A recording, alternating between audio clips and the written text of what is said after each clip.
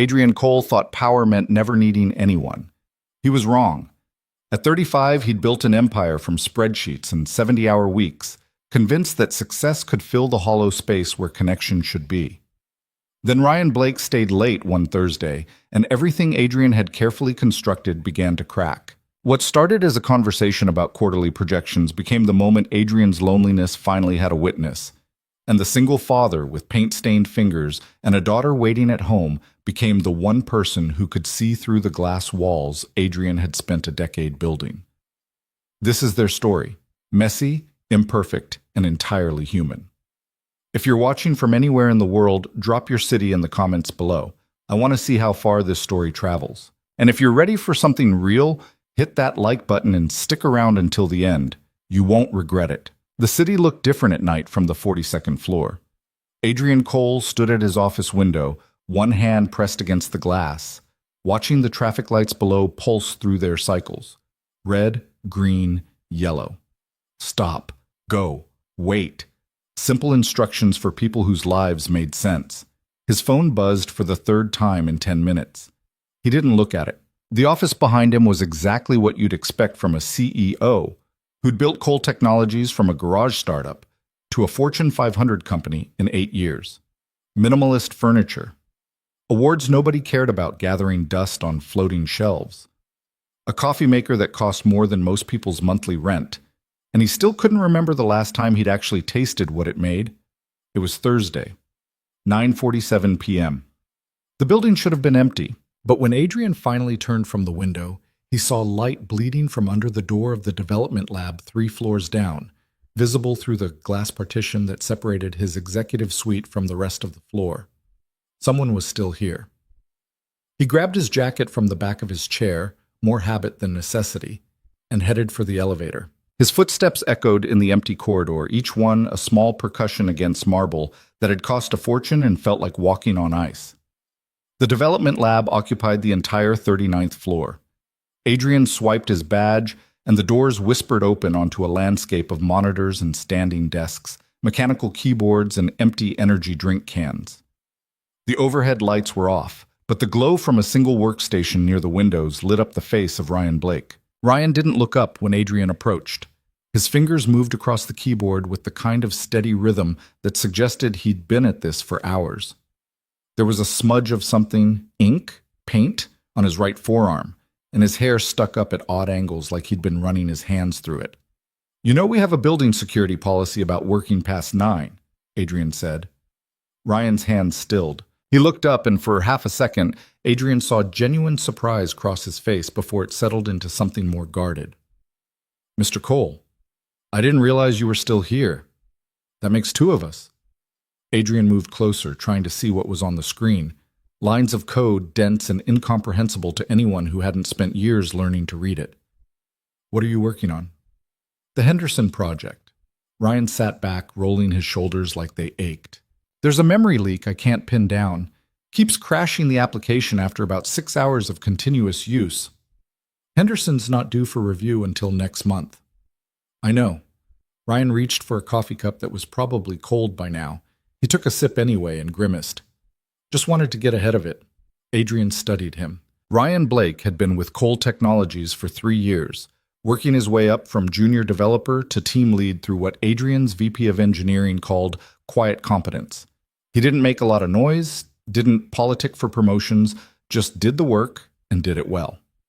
Adrian had probably spoken to him directly maybe 5 times before tonight. "You have a daughter, right?" Adrian asked. Ryan's expression shifted, still guarded, but warmer somehow. "Chloe, she's 6. "Shouldn't you be home with her?" "She's at my sister's tonight. Thursday is her sleepover with her cousin." Ryan's fingers drummed against his desk, a nervous gesture he seemed unaware of. "Figured I'd use the quiet time." Adrian nodded. He understood that impulse, the need to fill silence with productivity before it filled itself with thoughts you didn't want to have. "You want company?" The question was out before Adrian could think better of it. Ryan blinked. "Sir?" "I'm not going home anytime soon either. Might as well be useless somewhere other than my office." Adrian pulled over a nearby chair and sat down before Ryan could formulate a polite refusal. Talk me through it. The memory leak. For a moment, Ryan just stared at him like he'd started speaking Mandarin. Then something in his expression loosened, and he turned back to his screen. Okay? So the issue is in how the application handles session data. They worked for an hour, then 2. Ryan explained the problem in terms Adrian could mostly follow, and Adrian asked questions that were probably stupid, but Ryan answered anyway without making him feel like an idiot. At some point, Adrian shrugged out of his jacket. At some point after that, Ryan's wariness began to fade. Wait, Adrian said, leaning closer to the screen. Go back. That function there? Isn't that being called every time someone clicks a button? Ryan scrolled up, squinting. Yeah, it refreshes the user session token. And how often do users click buttons?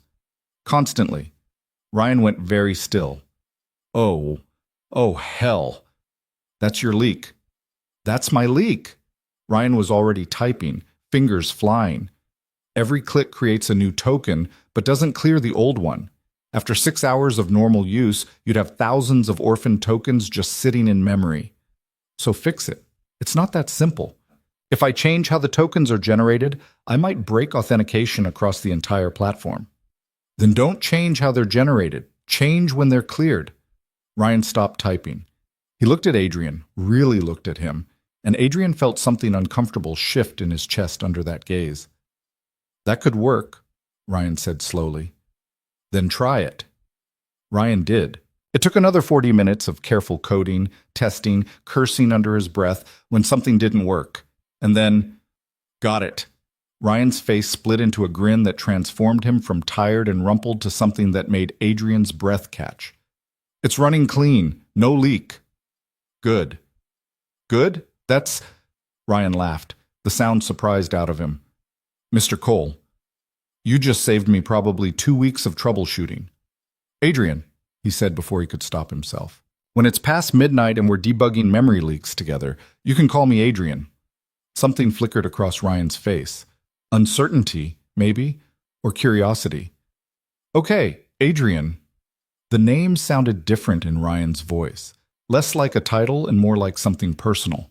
They sat there in the blue glow of the monitor, the city sprawled out below them through the windows, and Adrian realized he couldn't remember the last time he'd felt useful for something other than signing checks or approving budgets. Can I ask you something? Ryan said after a moment. Sure. Why are you really still here? It's almost 1 a.m. Adrian could have deflected, should have deflected. Instead, he found himself saying, because my apartment is empty, and sometimes the office feels less so. Ryan's expression did something complicated. Yeah, I get that. Do you? Why do you think I'm debugging code at 10 p.m. on a Thursday when my daughter's not home? Ryan's smile was small and sad.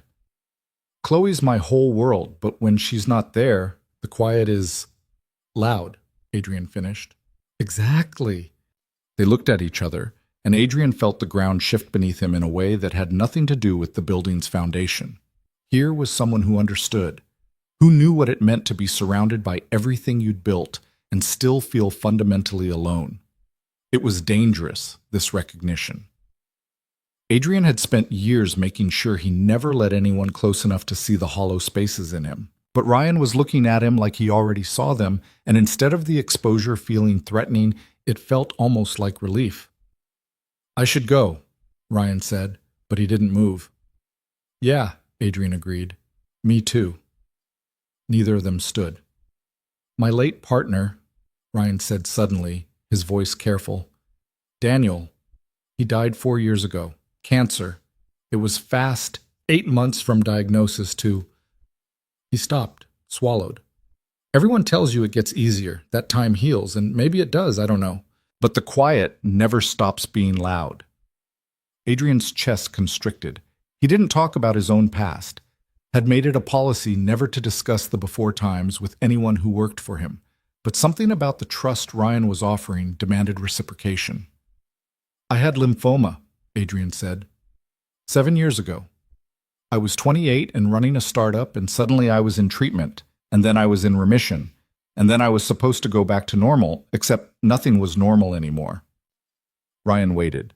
Didn't push. Just gave Adrian space to continue or not. The treatment saved my life, Adrian went on, the words coming easier than they should. But it also, I can't have kids. And there were other complications.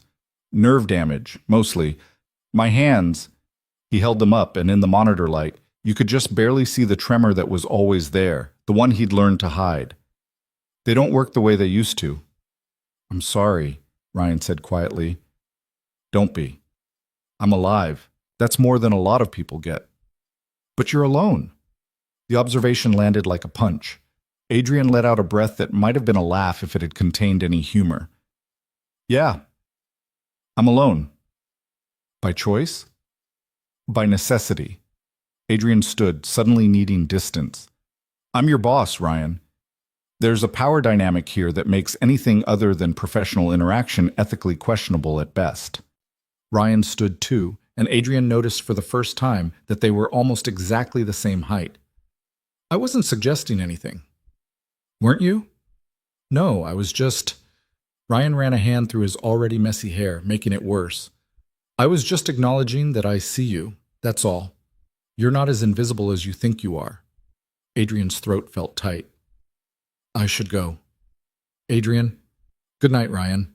He made it to the elevator before his composure cracked. Stood there with his hand pressed against the cold metal wall, breathing carefully, until the doors opened and he could escape into the empty car. The ride down 42 floors had never felt so long. Over the next 3 weeks, Adrian told himself he was not seeking Ryan out. He just happened to work late more often. Happened to stop by the development lab when he knew Ryan's team would be there. Happened to notice when Ryan stayed past 9 and happened to bring coffee, the good kind from the cafe 3 blocks over, not the sludge from the break room, and happened to pull up a chair and ask about whatever project Ryan was working on. They talked about code, mostly, about the Henderson project and the new security protocols, and whether the company should pivot toward AI integration or stick with their core infrastructure business. Safe topics, professional topics, except somewhere between discussing database architecture and debating the merits of different development frameworks, the conversation started including other things. Ryan talked about Chloe, how she'd decided she wanted to be a paleontologist this week, which was a change from last week's ambition to be a professional ice cream taster, how she'd lost her first tooth and been more fascinated by the blood than scared, how she'd asked him last Sunday why she didn't have a mommy like the other kids, and Ryan had tried to explain that families came in different shapes, but 6-year-olds didn't really do nuance. Adrian found himself talking, too, about things he normally kept locked away, about how his company had been his whole life for so long that he'd forgotten how to want anything else, about the strange guilt that came with surviving when so many others didn't, about how he'd built an empire but couldn't figure out how to build a connection. You're doing it right now, Ryan pointed out one night. They were in the lab again, well past midnight, surrounded by the detritus of another long evening, empty takeout containers and coffee cups, and Ryan's jacket draped over a chair. Doing what? Building a connection. Ryan's smile was soft in the blue monitor glow. You're just too stubborn to notice. Adrian wanted to argue, but the evidence was literally sitting across from him, smiling like Adrian was someone worth knowing. It was terrifying. The shift happened gradually, then all at once. One Tuesday, Adrian found himself checking his watch at 8 p.m., not because he was tracking productivity metrics, but because he knew Ryan usually took his dinner break around then. One Wednesday, he caught himself smiling at nothing because Ryan had sent him a meme about debugging that was actually funny. One Thursday, he looked up from a board meeting to find Ryan passing by in the hallway outside, and the improvement in his mood was immediate and undeniable. He was in trouble. You're different lately, his VP of Operations noted during a budget review. Less what? Adrian asked, not looking up from the spreadsheet. I don't know. Severe? You smiled at Johnson's terrible joke in the last meeting. The old you would have just stared at him until he stopped talking. Maybe I'm mellowing in my old age. You're 35. Ancient, Adrian deadpanned. But she was right. He was different. Lighter, somehow, like a weight he'd been carrying for years had been partially lifted, and he knew exactly when it had happened and who was responsible. The problem was that acknowledging it meant doing something about it, and doing something about it was impossible. Ryan worked for him, reported directly to his VP of Engineering, who reported to Adrian. Any relationship between them would be immediately scrutinized, immediately suspect. People would assume Ryan had slept his way to advancement, or that Adrian was abusing his position, or both. Adrian had spent too long building his reputation to torch it for something that probably wouldn't last anyway. Except he couldn't stop thinking about the way Ryan's eyes crinkled when he laughed. Couldn't stop remembering the comfortable silence that had developed between them, the kind where neither of them felt compelled to fill every gap with words. Couldn't stop wanting more of those late-night conversations, more of Ryan's quiet competence and unexpected humor, and the way he seemed to see straight through Adrian's carefully constructed walls. He was definitely in trouble. The situation came to a head on a Friday afternoon in March. Adrian was supposed to be in meetings all day, budget planning, strategic reviews, the kind of executive nonsense that filled calendars and accomplished very little. But his last meeting had ended early, and he found himself walking toward the development lab without consciously deciding to. The floor was busy, multiple teams working on their respective projects. Adrian spotted Ryan immediately, standing at a whiteboard with two other developers, gesturing at a diagram that looked like a cross between a flowchart and abstract art. If we restructure the database queries, Ryan was saying, marker in hand, we can reduce the load time by at least 40%, but it means rewriting the entire back-end architecture. That's months of work, one of the other developers said. Sure, but it's months of work now or years of technical debt later. Take your pick. Adrian leaned against the wall, content to watch. Ryan in his element was something else, confident without arrogance, clear in his explanations, willing to listen when others pushed back but firm in his convictions. He'd shed his suit jacket somewhere, rolled his sleeves up to his elbows, and there was that paint smudge again on his forearm. Adrian wondered if Ryan even knew it was there. Ryan turned to write something else on the whiteboard and caught sight of Adrian. His expression brightened immediately, unconsciously, and Adrian felt that shift in his chest again. Mr. Cole, Ryan said, and Adrian knew he was using the formal address for the benefit of the others. Did you need something?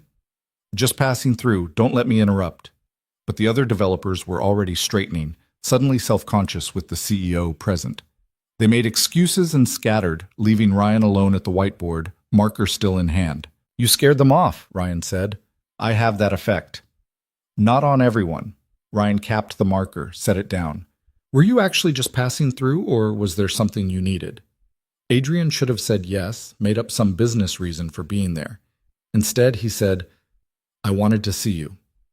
The honesty landed between them like a stone dropped in still water. Ryan's expression shifted through several emotions too quickly for Adrian to track: surprise, pleasure, uncertainty, and something that might have been resignation. Adrian, I know. Trust me. I know. Adrian shoved his hands in his pockets to hide the tremor that always got worse when he was stressed. This is a bad idea. You work for me. There are policies and ethics and 100 good reasons why I should turn around and walk away right now. But you're not walking away. No, I'm not. Adrian took a breath. Next week I have to go to Seattle for a conference. 3 days of panels and networking and pretending to care about synergy and market disruption. I hate it. But there's a dinner on the second night that I'm required to attend, and I'm allowed to bring a guest. Ryan was very still. What are you asking? Come with me. To Seattle. Adrian forced himself to meet Ryan's eyes. I'll tell everyone you're there to discuss a potential partnership. It'll be completely above board, professionally speaking. But between us, it's a chance to see if this thing I can't stop thinking about is real or just loneliness making me stupid. And if it's real, then we figure it out, together. And if it's loneliness, then at least we'll know. Ryan looked at him for a long moment. Adrian watched him think, watched the careful consideration that went into every decision Ryan made. He was a father first, always, which meant he didn't take risks lightly, didn't jump without looking, didn't let himself want things that could hurt the life he'd built for his daughter. Adrian was asking him to want something anyway. Okay, Ryan said finally. Okay? Yeah, okay. Ryan's smile was small but genuine. I'll come to Seattle. But I need to find someone to watch Chloe, and it can't be my sister because she's going out of town, so bring her. Ryan blinked. What? Bring Chloe to Seattle. The idea solidified as Adrian said it. Book her on the same flight, same hotel. We'll get her a separate room with a connecting door. During the day, while I'm in conference sessions, you two can explore the city. At night, we'll get a babysitter for the dinner, and then we figure it out," Ryan finished. "Yeah." Ryan was looking at him like he'd just solved an impossible equation. "You'd really be okay with that? With Chloe coming?" "Ryan, if this is going to be anything, she has to be part of it. I understand that." Something shifted in Ryan's expression, some final wall coming down. "Okay, yes, we'll come to Seattle." Adrian let out a breath he hadn't realized he'd been holding. "Okay." "Okay," Ryan echoed, and they stood there grinning at each other like idiots until someone walked by and they had to pretend they were discussing work. But Adrian's heart was pounding, and his hands were shaking worse than usual, and for the first time in 7 years, he felt like maybe the hollow spaces inside him could be filled with something other than accomplishment. Maybe they could be filled with connection. With Ryan. With the possibility of something that terrified him precisely because it mattered. He was definitely in trouble. The best kind. Seattle was rain-soaked and beautiful, the kind of city that wore its weather like a comfortable old coat. Adrian stood at the window of his hotel room on the 34th floor, watching the drops streak down the glass and blur the Space Needle in the distance. Behind him, his laptop sat open on the desk, ignored. The conference didn't start until tomorrow morning. Tonight, he was supposed to be reviewing his panel notes and preparing for the networking dinners that would dominate the next 3 days.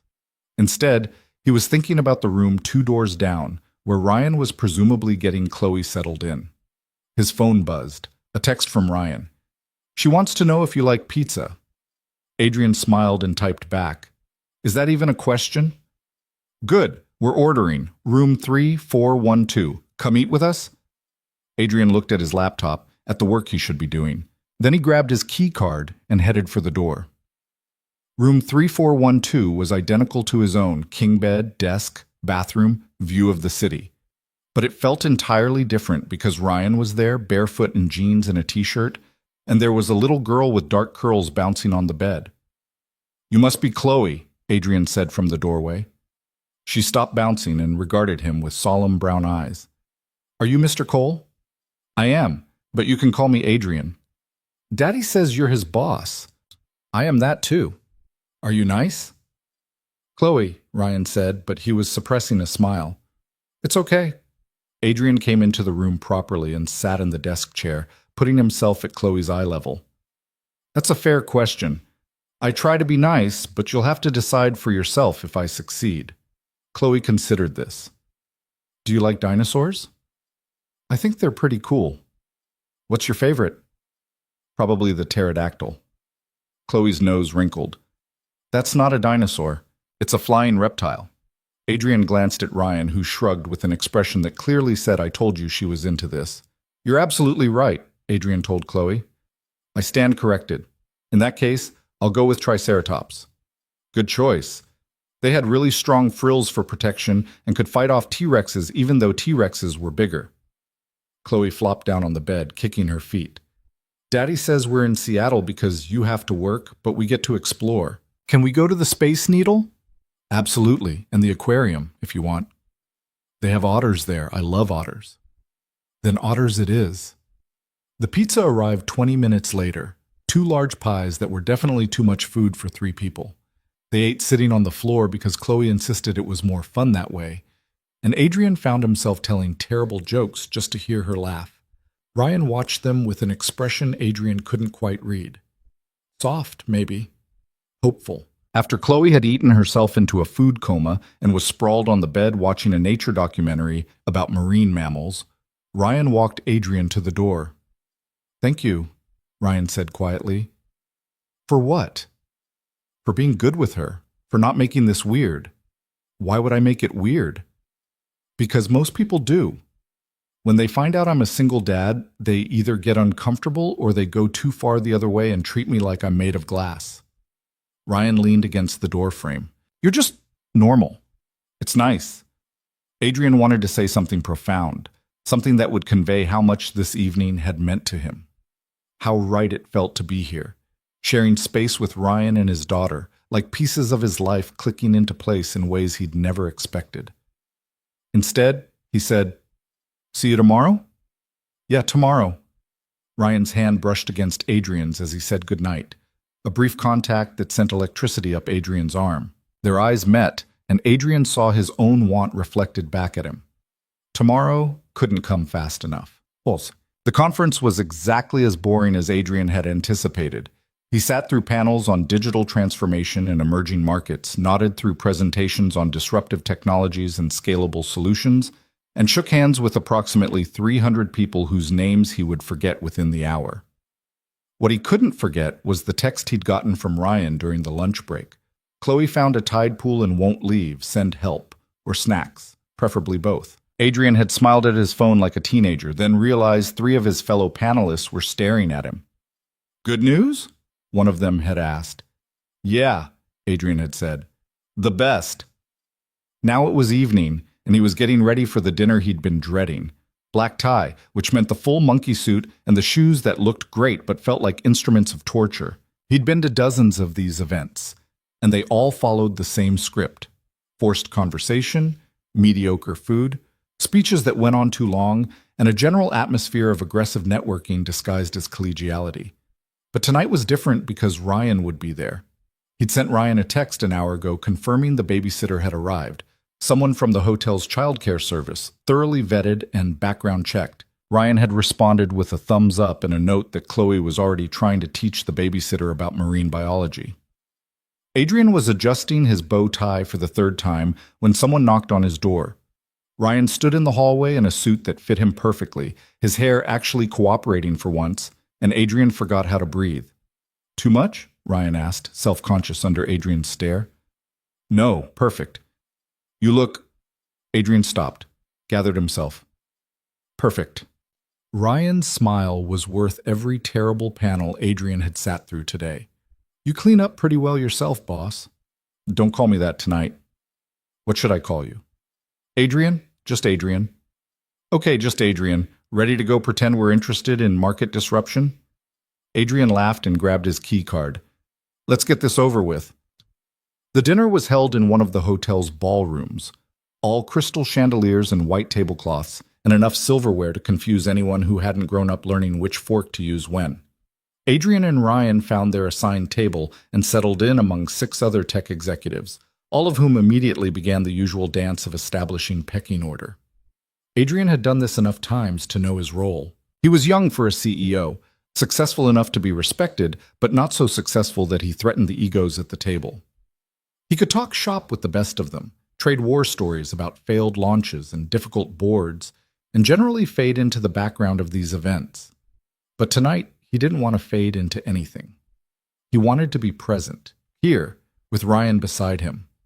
"So, how do you two know each other?" the woman on Adrian's left asked during the appetizer course. She was the CFO of some social media company, her name already forgotten. "Ryan leads one of our development teams," Adrian said smoothly. "He's here to discuss a potential partnership we're exploring." It wasn't entirely a lie. They were exploring something, even if it had nothing to do with business. "And how are you finding the conference?" she asked Ryan. "Educational," Ryan said, which was diplomatic code for boring. "Though I've spent most of the day exploring the city with my daughter, so I can't claim to have attended many sessions." "You brought your daughter?" Another executive, this one from a cybersecurity firm, looked scandalized. "I did. She's 6 and obsessed with marine life, so Seattle seemed like a good opportunity for both of us." "That's—" the man struggled for words. "Unusual." "Maybe," Ryan's smile didn't reach his eyes. "But she's my priority. Work comes second." Adrian felt a rush of pride that was probably inappropriate given the setting. Here was Ryan, refusing to apologize for being a parent first, not caring what these people thought of him because their opinions didn't matter compared to what was best for Chloe. The conversation moved on to safer topics: stock prices, acquisition rumors, who was hiring and who was laying off. Adrian participated enough to be polite, but his attention kept drifting to Ryan. The way he held his wine glass but barely drank from it. The way he answered questions with careful precision, never giving more information than necessary. The way his knee pressed against Adrian's under the table, a point of contact that felt deliberate. Halfway through the main course, Adrian's phone buzzed. He normally wouldn't check it during dinner, but something made him glance at the screen. A text from an unknown number. "Mr. Cole, this is Sarah from Hotel Childcare. Chloe is fine, but she's asking for her dad. Nothing urgent, but wanted to give you a heads up." Adrian showed the message to Ryan, who immediately stood. "I'm sorry. I need to—" Ryan started. "Go," Adrian said. "I'll make excuses." But Ryan hesitated. "Come with me?" "What?" "Come with me. Please. I want—" Ryan stopped, started again. "I want you there." Adrian should have stayed, should have maintained appearances, worked the room, done all the things a CEO was supposed to do at these events. Instead, he stood, dropped his napkin on the table, and said, "Excuse us. Minor emergency." They made it to the elevator before either of them spoke. "I'm sorry," Ryan said. "I know this dinner was important." "It wasn't. Not compared to this." "To what?" Adrian looked at him, at this man who'd somehow become essential in the space of 3 weeks in a cross-country flight. "To you, to Chloe, to whatever this is we're trying to figure out." The elevator doors opened. They stepped inside, alone for the first time all evening. "Adrian?" Ryan said softly. "Yeah?" "I think I'm already figured out." Adrian's heart stuttered. "Yeah?" "Yeah. I just needed to know you were too." The elevator climbed toward the 34th floor. Adrian's hands were shaking. His chest felt tight. Every instinct he'd developed over 7 years of careful isolation was screaming at him to run, to retreat, to protect himself before this could hurt him. But Ryan was looking at him with open honesty, with want tempered by patience, and Adrian was so tired of running. "I'm figured out," he said. The doors opened. They walked together toward Chloe's room, toward whatever came next, and Adrian felt like he was stepping off a cliff into freefall. But Ryan's hand found his in the hallway, squeezed once, and Adrian thought maybe falling didn't have to mean crashing. Maybe it could mean flying. Chloe was sitting cross-legged on the hotel bed when they arrived, her babysitter Sarah reading to her from a book about octopuses. The moment she saw Ryan, her face crumpled. "Daddy, I had a bad dream, and you weren't here." Ryan was across the room in 3 strides, gathering her into his arms. "I'm here now, sweetheart. I'm right here." Adrian stood by the door, suddenly feeling like an intruder. This was a private moment, the kind of intimacy between parent and child that he had no business witnessing. But when he moved to leave, Chloe's voice stopped him. "Adrian stayed too?" He turned back. Chloe was peeking over Ryan's shoulder, her eyes red but curious. "I did," Adrian said carefully. "Is that okay?" She nodded and buried her face back in Ryan's neck. Sarah gathered her things quietly, and Adrian walked her to the door, slipping her an extra 100 for the trouble. When he turned back, Ryan was sitting on the bed with Chloe in his lap, murmuring something Adrian couldn't hear. "You don't have to stay," Ryan said, but there was hope in his voice that contradicted the words. Adrian sat down in the desk chair, the same one he'd occupied during pizza 2 nights ago. "Tell me about the dream, Chloe."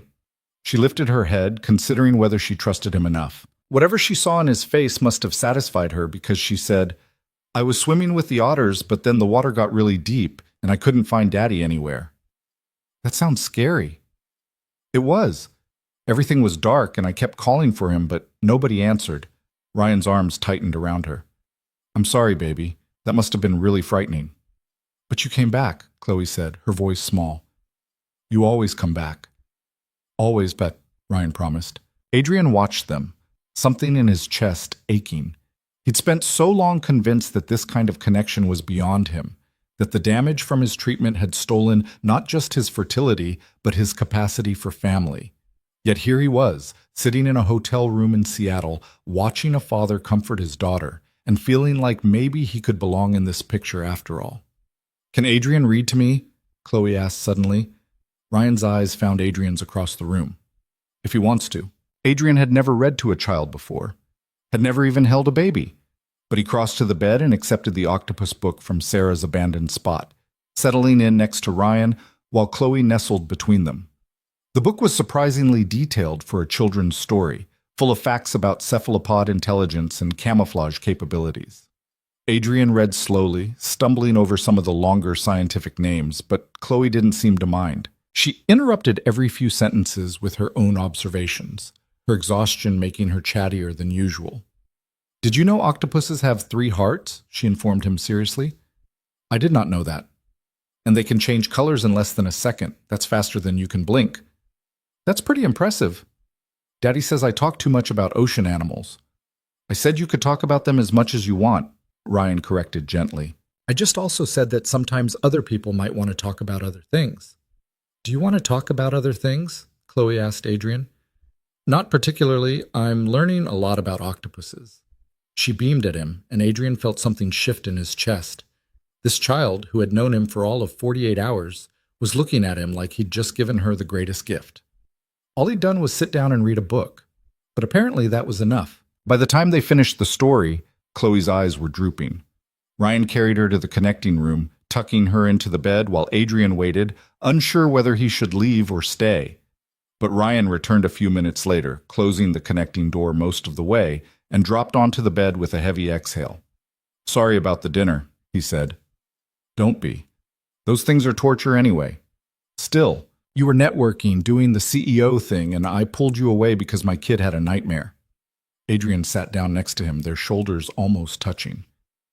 "Ryan, I left because I wanted to, because being here felt more important than any conversation I was going to have down there.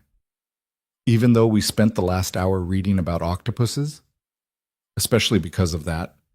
Ryan turned his head, and they were close enough that Adrian could count the flecks of gold in his eyes.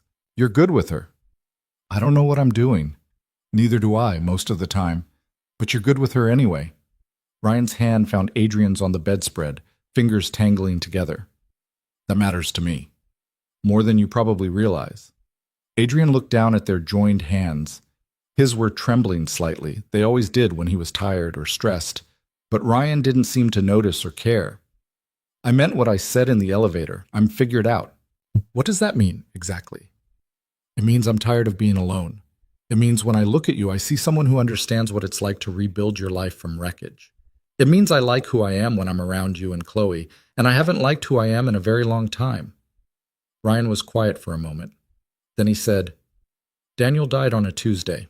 Chloe was 2, and I was 28, and suddenly I was a single father with a mortgage and a full-time job and a daughter who kept asking when Papa was coming home." His voice was steady but sad. "Everyone had advice. Move on. Find someone new. Don't wallow in grief. Like there was a timeline for how long you were allowed to miss someone." "Is there?" Adrian asked softly. "No. You miss them until you don't, and sometimes that's forever, and that's okay." Ryan's thumb traced circles on the back of Adrian's hand. "But I've learned there's a difference between missing someone and being stuck in the past. I'm not stuck anymore. I'm ready for whatever comes next. Even if it's complicated? Especially if it's complicated. Easy things aren't usually worth having." Adrian wanted to kiss him, wanted it with an intensity that surprised him. This need to close the distance between them and prove that this was real. But Chloe was sleeping 10 feet away, and this moment felt too important to rush. Instead, he said, "When we get back to the office, we're going to have to figure out the logistics. I'm your boss. That's not going to change overnight." "I know. HR is going to have opinions, so is the board. And if we do this, really do this, there will be people who assume you're sleeping your way up the corporate ladder. Let them assume whatever they want." Ryan's jaw set stubbornly. "I'm good at my job. My work speaks for itself." "It does, but that won't stop people from talking." "Then we'll deal with it. Together." Ryan squeezed his hand.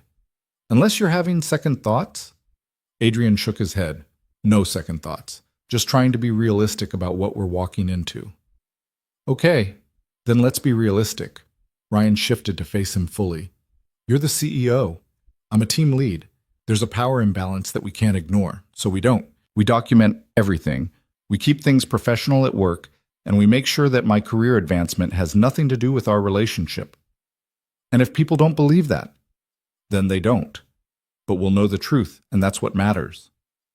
Adrian studied him, This man who refused to make himself smaller to fit other people's expectations. You've thought about this. I've thought about nothing else since you asked me to come to Seattle. Ryan's smile was crooked. I'm a planner, Adrian. I don't jump into things without considering the consequences. And the consequences are worth it? Yeah, they are. This time when Adrian leaned in, Ryan met him halfway. The kiss was soft, tentative, a question more than a statement. Ryan's hand came up to cup Adrian's jaw, and Adrian let himself fall into the moment, into the gentle pressure of Ryan's lips and the smell of his cologne and the rightness of being here, like this, with someone who saw all of him and wanted him anyway. When they pulled apart, Ryan's eyes were bright. I've wanted to do that for 3 weeks. Only 3 weeks? I've wanted to do that since you corrected my terrible debugging suggestion and made me feel useful for the first time in years. That was 3 weeks ago. Exactly. Ryan laughed, the sound low and warm, and Adrian thought he could get used to being the reason for that laugh. Could get used to these quiet moments where the world narrowed down to just the two of them and everything else faded into background noise. They talked until nearly 2 in the morning, sprawled across Ryan's hotel bed, hands linked between them. They talked about everything and nothing. Adrian's plans for the company, Ryan's concerns about Chloe starting first grade in the fall, their mutual hatred of corporate jargon, their favorite bad movies. It was easy in a way Adrian hadn't experienced before, this comfort of being known. When Adrian finally dragged himself back to his own room, he felt lighter than he had in years. Like maybe, just maybe, he'd found something worth the risk. The last day of the conference was a blur. Adrian sat through his final panel discussion, shook the requisite number of hands, and collected business cards he'd never look at again. His mind was elsewhere, already planning the conversation he'd need to have with HR when they got back, the policies they'd need to review, the careful navigation of dating someone who technically reported to him. But every time the logistics threatened to overwhelm him, he'd get a text from Ryan. Pictures of Chloe at the aquarium, her face pressed against the glass of the otter exhibit. A video of her explaining tidal patterns to a bemused security guard. A simple message that just said "miss you" with no punctuation, like Ryan had sent it without thinking and then committed to it. Adrian saved every single one. They met for dinner at a restaurant near the waterfront, Chloe between them in a booth that overlooked the sound. She was still buzzing from the aquarium, talking a mile a minute about the things she'd seen. And there was this really big fish, Daddy, like bigger than our car, and it swam right over my head, and I could see its belly, and it was so cool. Sounds like you had a good day, Adrian said. The best day. We saw jellyfish that glowed and a shark that had a whole bunch of babies, and there was a touch tank where you could pet raise, but I didn't want to because what if I hurt them by accident? That's very thoughtful of you. She nodded seriously, then stole a French fry from Ryan's plate. Daddy says we're going home tomorrow. We are, Ryan confirmed. I don't want to go home. I like it here. We'll come back and visit sometime, Ryan promised. Can Adrian come? Ryan glanced at Adrian, a question in his eyes. Adrian nodded, and Ryan smiled. Yeah, sweetheart, Adrian can come. Good, because he's my friend now, and friends do things together. Adrian's throat felt tight. He'd been called a lot of things in his life, boss, CEO, survivor, difficult, but friend was new, especially from a 6-year-old who had no ulterior motives, who liked him simply because he'd read her a book and didn't mind listening to facts about marine biology. After dinner, they walked along the waterfront despite the drizzle. Chloe ran ahead, jumping in puddles, while Adrian and Ryan followed at a slower pace. Their hands bumped together, and after the 3rd time, Ryan just took Adrian's hand and held it. This okay? Ryan asked. Yeah, it's okay. They walked in comfortable silence, watching Chloe's joy, and Adrian tried to remember the last time he'd felt this content. Couldn't. Maybe he never had. Maybe this was new, this sense of belonging to something bigger than himself, of being part of a unit instead of standing alone. When we get back, Ryan said eventually, what happens? We talk to HR, make sure everything is documented and above board. Probably you should transfer to a different team, remove the direct reporting line. I don't want special treatment. It's not special treatment. It's protecting both of us from accusations of impropriety. Ryan was quiet for a moment. Okay, that makes sense. And we take it slow, figure out what this is without rushing. We're already holding hands in public and I'm planning family vacations with you. How much slower can we go? Adrian laughed. Fair point, but Chloe's your priority and she should be. We need to make sure this is stable before it becomes a permanent part of her life. Also fair. Ryan squeezed his hand. For what it's worth, she already likes you. That's not nothing. She barely knows me. Kids are good judges of character. She wouldn't have asked you to read to her if she didn't feel safe with you. The weight of that trust settled over Adrian like a blanket. He'd spent so long thinking of himself as broken, as someone who couldn't provide what a family needed, that being trusted with this child's emotional safety felt almost overwhelming. But maybe that was the point. Maybe being broken didn't mean being useless. Maybe scars were just proof that you'd survived something hard and come out the other side.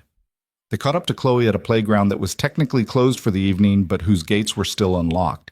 She climbed onto the swings and demanded to be pushed, and Adrian found himself taking turns with Ryan, watching her arc higher and higher against the darkening sky. Higher, she shrieked.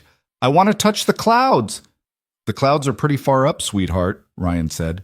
Then I'll touch the trees.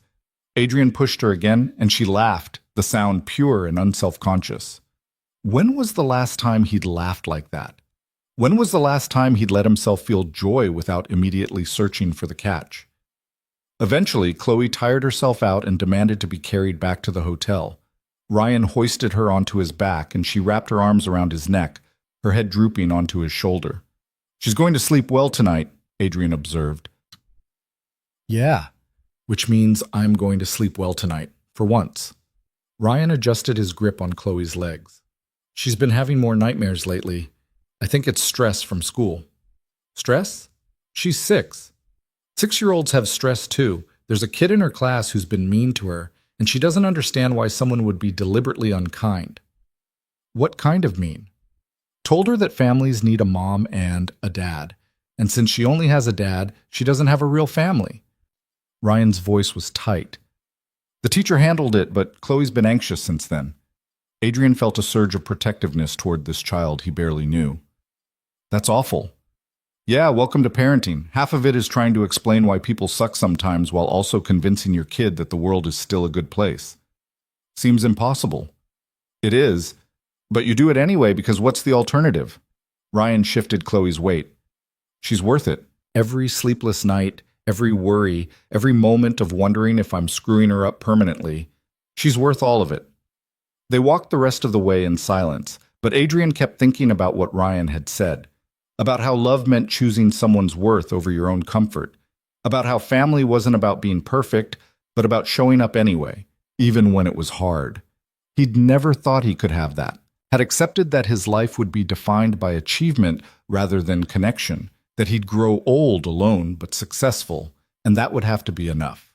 But walking through Seattle with Ryan and Chloe, feeling the mist on his face and the warmth of Ryan's presence beside him, Adrian started to believe that maybe enough wasn't actually enough. Maybe he wanted more. Maybe he deserved more.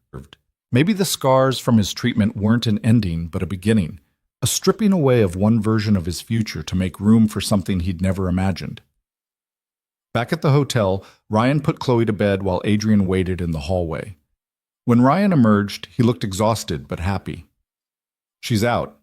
Won't wake up until morning. Good. They stood there, neither quite ready to say goodnight. The flight home was early tomorrow, and then they'd be back in the real world with all its complications and policies and careful navigation of professional boundaries. I don't regret this, Ryan said suddenly. Whatever happens next, I want you to know that. I don't regret coming here with you. Neither do I. Good. Because I'm about to make it more complicated. Before Adrian could ask what that meant, Ryan kissed him. Not tentative like last night, but sure, deliberate, like he'd made a decision and was committed to it. Adrian kissed him back, his hands coming up to grip Ryan's shoulders, and for a moment everything else fell away. When they finally broke apart, both breathless, Ryan said, "Okay, now I'm ready to say goodnight." Adrian laughed, slightly dizzy. "Good night, Ryan." "Good night, Adrian." Adrian made it back to his room before the magnitude of what he'd just committed to hit him.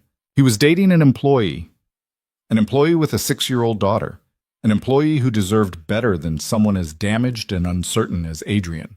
But he was also dating someone who made him laugh, someone who challenged him and saw through his walls and didn't seem bothered by the tremor in his hands or the scars he carried or the fact that he'd forgotten how to be a person instead of a position. He was dating Ryan, and that was terrifying and exhilarating and more right than anything had felt in 7 years.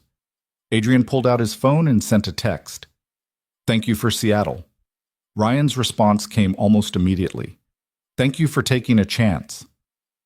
Adrian looked out at the city, at the lights reflected in the water and the rain streaking down his window, and let himself imagine a future that included more than just quarterly earnings and board meetings. A future with late-night conversations and children's books about octopuses and someone who held his hand without flinching at the shake. It was the most terrifying thing he'd ever considered. It was also the only thing that felt like living. The flight home was uneventful. Chloe colored in her activity book while Ryan worked on his laptop, and Adrian pretended to read emails while actually watching them from his seat across the aisle. The easy comfort between them, the way Ryan absently reached over to fix Chloe's ponytail without looking up from his screen, the way Chloe shared her snacks without being asked.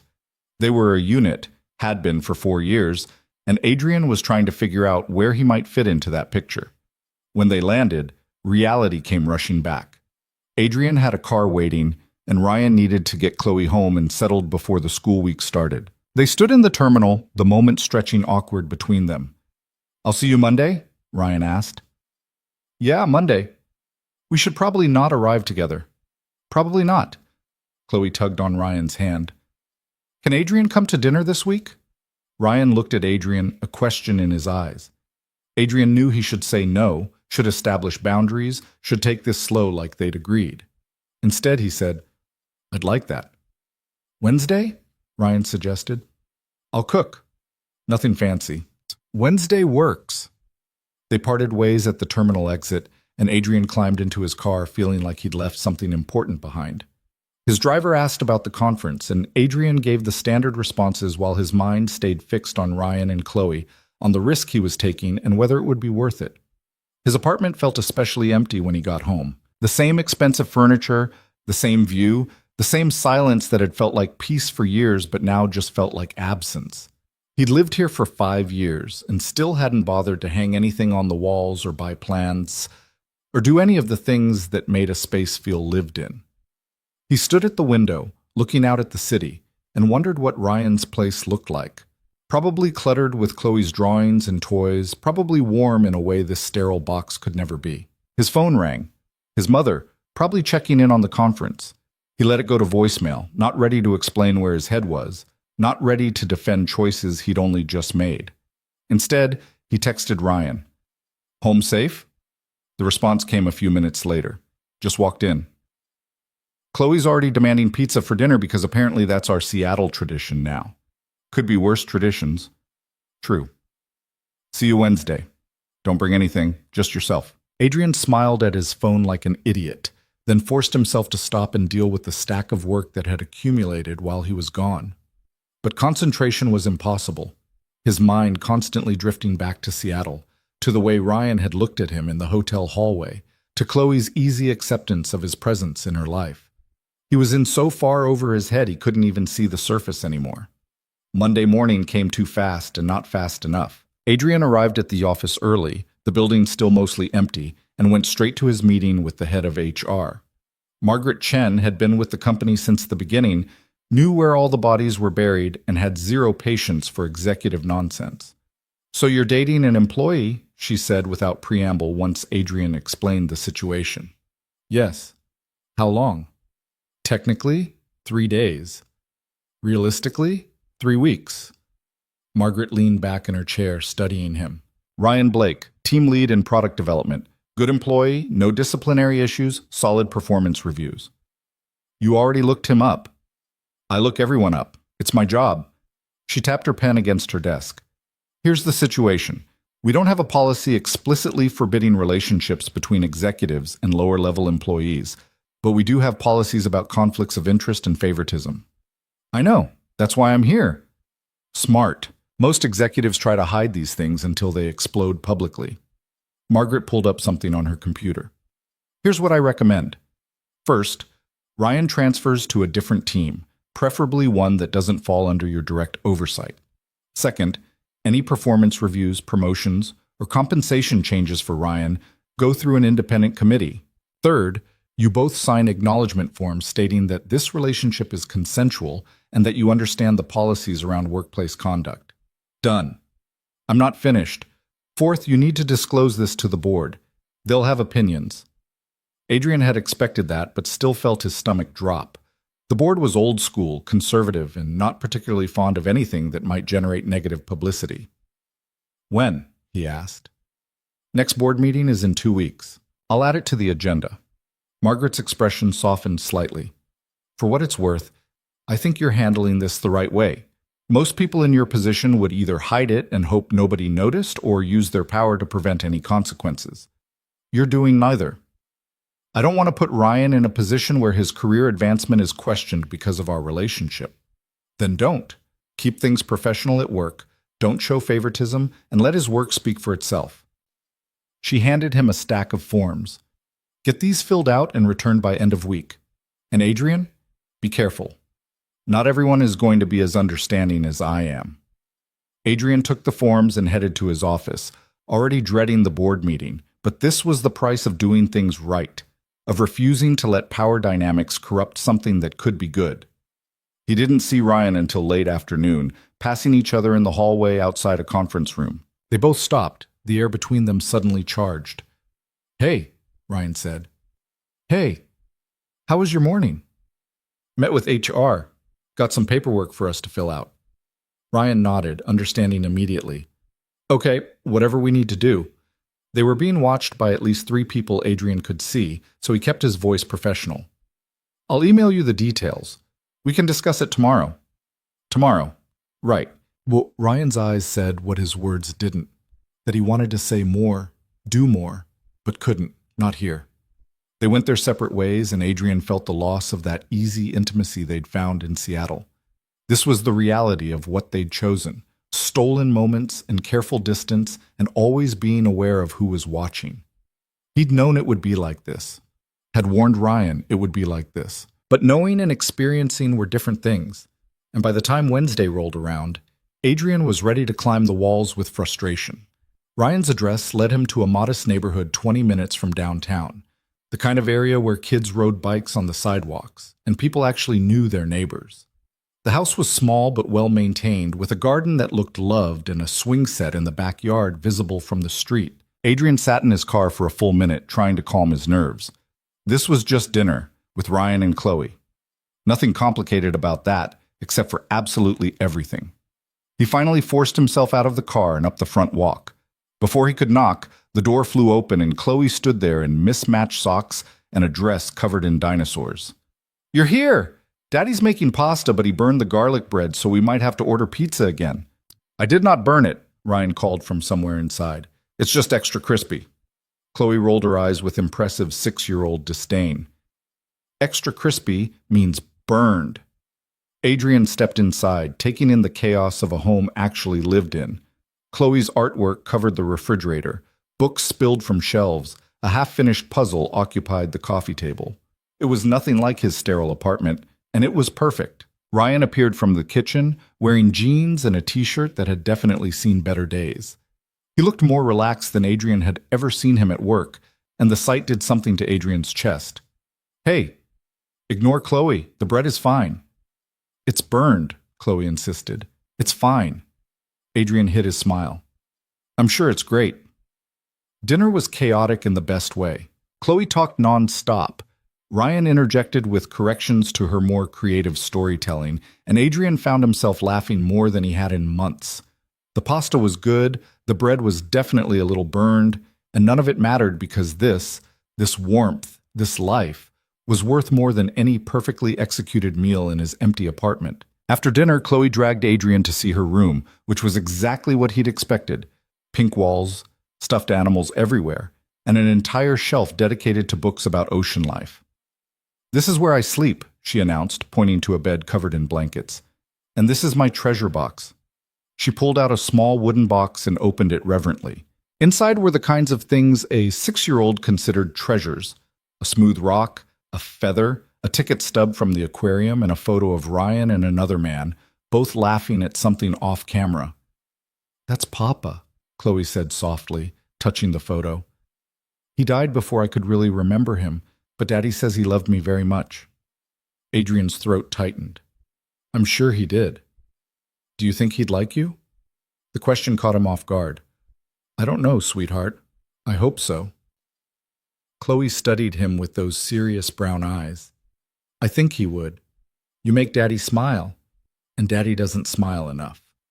Before Adrian could figure out how to respond to that, Ryan appeared in the doorway. Chloe, it's almost bedtime. But Adrian just got here. Adrian will still be here tomorrow. Say goodnight. Chloe hugged Adrian with surprising fierceness, and he found himself hugging her back, this small person who'd decided to trust him for reasons he couldn't fathom. Good night, Chloe. Good night, Adrian. Will you come back? He looked at Ryan, saw the hope and fear mixed in his expression, and made a choice. Yeah, I'll come back. After Ryan got Chloe settled, he found Adrian standing in the living room, studying a photo on the mantel. It showed Ryan and Daniel on what looked like a hiking trip, both sunburned and grinning, younger versions of themselves who had no idea what was coming. That was about 6 months before he got sick, Ryan said quietly, coming to stand beside him. We'd gone to Yosemite. Chloe was barely 2, stayed with my sister for the weekend. You look happy. We were. For a while, everything was exactly what it was supposed to be. Ryan's voice carried an edge of old grief, worn smooth by time, but still there. Then it wasn't, and I had to figure out how to keep going anyway. Adrian set the photo down carefully. Do you ever regret it? Having something good and losing it? No, never. Ryan turned to face him fully. Loving Daniel, having Chloe, building the life we had, none of that was a mistake just because it ended badly. The pain doesn't cancel out the good parts. I don't know if I believe that. You don't have to. Not yet. Ryan reached for Adrian's hand, and the tremor that Adrian always tried to hide didn't seem to bother him at all. But maybe someday you will. They stood there in Ryan's living room with its lived-in chaos and photo evidence of a life that had continued despite catastrophic loss, and Adrian felt something in him start to crack open. Not breaking, exactly. More like thawing. I'm scared, Adrian admitted, of this. Of wanting something and having it turn into another thing I survive instead of something I actually get to keep. Yeah, well, welcome to the club. Fear's pretty much the baseline condition of caring about anything. Ryan's thumb traced circles on Adrian's wrist. But here's the thing, you're already in it. You came to dinner, you read to Chloe, you held my hand in Seattle. You don't get to pretend you're still standing on the sidelines. That's not fair. Life's not fair, but you already knew that. Adrian wanted to argue, wanted to find some logical reason why this was different, why he could somehow participate without fully committing. But Ryan was right. He'd already jumped. He was just too stubborn to admit he was falling. So what now? Adrian asked. Now we figure it out. One day at a time. Some days will be good, some will be terrible, and we'll deal with both. Ryan stepped closer, close enough that Adrian could feel the warmth radiating off him. But we do it together. That's the deal. I'm not good at together. Neither am I anymore. But we'll learn. Ryan kissed him then, soft and certain, and Adrian let himself sink into it, let himself stop calculating risks and analyzing outcomes and just exist in this moment with this person who somehow saw past all his defenses and wanted him anyway. When they finally broke apart, Ryan said, "Stay, just for a little while longer." So Adrian stayed. They sat on the couch, Ryan's head on Adrian's shoulder, and talked about nothing important, about the terrible coffee at work, and Chloe's upcoming science fair project, and whether pineapple belonged on pizza. Easy conversation that felt monumental simply because it existed, because Adrian was choosing to be here instead of alone in his apartment. He left around 11, Ryan walking him to the door like a proper date, even though they'd spent the last hour discussing the structural integrity of different pasta shapes. See you tomorrow, Ryan said. At work, where we have to pretend this isn't happening. For now. Until the board meeting, Adrian grimaced. Don't remind me. It'll be fine. You'll walk in, tell them you're dating an employee, and they'll either accept it or they won't. Either way, we'll deal with it. Your optimism is unsettling, Ryan grinned. One of my many charms. Now, go home before I convince you to stay all night. and give my neighbor something to talk about. Adrian drove home feeling lighter than he had in years, but the lightness didn't last. By the time Friday rolled around, the stress of maintaining professional distance at work while navigating a personal relationship was taking its toll. He and Ryan had barely spoken all week, except for one tense meeting about the Henderson project where they'd both been overly formal and awkward. The board meeting loomed like an execution date. Saturday morning, Adrian woke up to his phone ringing. Ryan's name on the screen made him answer immediately, despite the ungodly hour. "Hey, sorry, I know it's early," Ryan said, his voice tight with stress. "But I need help." Adrian sat up, instantly alert. "What's wrong?" "My landlord just called. There's a massive leak from the unit above mine. Water's coming through the ceiling in Chloe's room. He's sending someone to fix it, but we can't stay here, and my sister's out of town, and I don't—" Ryan stopped, took a breath. "Can we stay with you? Just for tonight, maybe 2? I'll find a hotel if that's too much, but Chloe's already freaked out and—" "Come here," Adrian interrupted. "Both of you. I'll text you the address." "Are you sure?" "Ryan, I have 3 empty bedrooms and a couch that cost more than my first car. Come here." There was a pause, then Ryan said quietly, "Thank you." They arrived an hour later, Chloe clutching a backpack and looking small and worried. Adrian's apartment felt even more sterile with them standing in it, this warm, real family in his cold, perfect space. "Whoa," Chloe said, eyes wide. "Do you live in a hotel?" "It does kind of look like one, doesn't it?" Adrian agreed. Ryan was looking around with an expression Adrian couldn't quite read. "This is... wow. Too much?" "No, just different.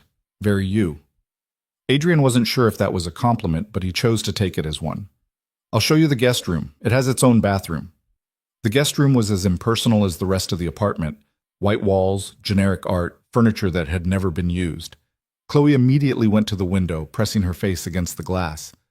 "We're so high up. I can see everything." 53rd floor, Adrian confirmed. "Does it scare you, being so high?" "Sometimes, but mostly I just forget about it." Chloe turned to look at him, her expression serious. "Daddy says it's okay to be scared of things. He says being brave doesn't mean you're not scared, it means you do the thing anyway." Adrian glanced at Ryan, who shrugged with a small smile. "She's not wrong.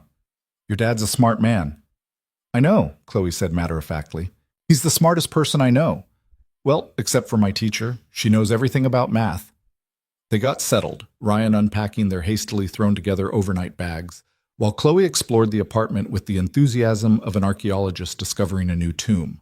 She found Adrian's extensive book collection and demanded to know if he'd read all of them. "Most of them," Adrian admitted. "Even the boring-looking ones? Especially those." "Why?" "Because sometimes boring books have interesting ideas hiding in them." Chloe considered this, then pulled out a physics textbook that Adrian had kept from college. "Is this one boring or interesting?" "Both. It's about how the universe works." Her eyes lit up. "Can you read it to me?" Ryan appeared in the doorway. "Chloe, that's not a picture book. Adrian doesn't want to—" "Actually, I don't mind," Adrian said, surprising himself. "But fair warning, I'll probably have to explain a lot." "That's okay. I like learning things." So Adrian found himself sitting on his pristine couch with a 6-year-old, reading simplified explanations of quantum mechanics and trying to answer questions like, if everything is made of atoms, what are atoms made of? And why doesn't the moon fall down? Ryan watched from the kitchen where he was making sandwiches, and when Adrian caught his eye, the look Ryan gave him made his chest ache in the best way. Later, after Chloe had exhausted her questions about particle physics and moved on to building an elaborate fort out of Adrian's throw pillows, Ryan pulled Adrian into the kitchen. "You're good with her," Ryan said quietly. "I'm winging it." "So is every parent on the planet, but you're good with her anyway." Ryan leaned against the counter, close enough that Adrian could smell his cologne. "Thank you for this, for letting us invade your space." "You're not invading. You're—" Adrian stopped, searching for the right word. "You're here. That's different. Is it?" "Yeah, people I work with invade. You're someone I want here." Ryan's smile was soft. "Good. Because I want to be here." They stood in Adrian's sterile kitchen that had never felt like a real kitchen until Ryan was in it. and Adrian thought about how quickly things could change. A month ago, he'd been alone and convinced that was the only option. Now he had Ryan making sandwiches in his kitchen and Chloe building forts in his living room, and the scared part of him wanted to run while the hopeful part wanted to hold on tight and never let go. "Hey," Ryan said, touching Adrian's hand. "You okay? You went somewhere." "Just thinking." "About?" "About how I don't know what I'm doing, about how I'm probably going to mess this up." "Probably," Ryan agreed easily. "I'll probably mess it up too. We'll take turns disappointing each other and then figure out if we can live with that." "That's not very romantic." "No, but it's honest, and I think we both need honest more than we need romance." Adrian couldn't argue with that. "The board meeting is Monday." "I know.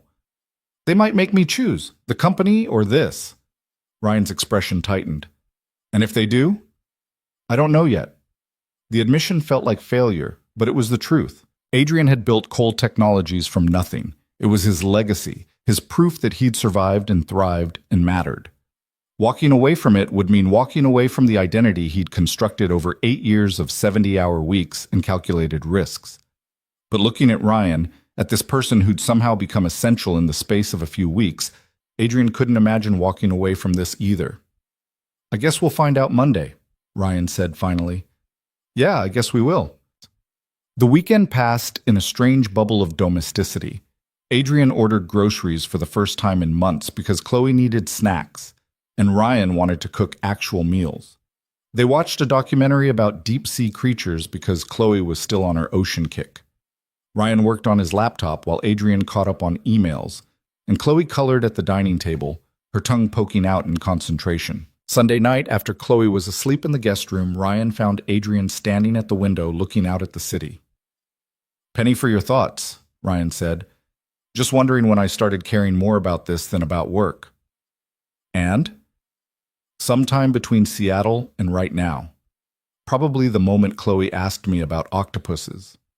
Ryan moved to stand beside him, their reflections ghostly in the window. "You know you're allowed to want both, right? The company and this? They're not mutually exclusive." "Aren't they? If the board says I have to choose, then you choose. But don't make that decision before you have to. Don't give them that power." Adrian turned to look at him. "You really think it's that simple?" "No.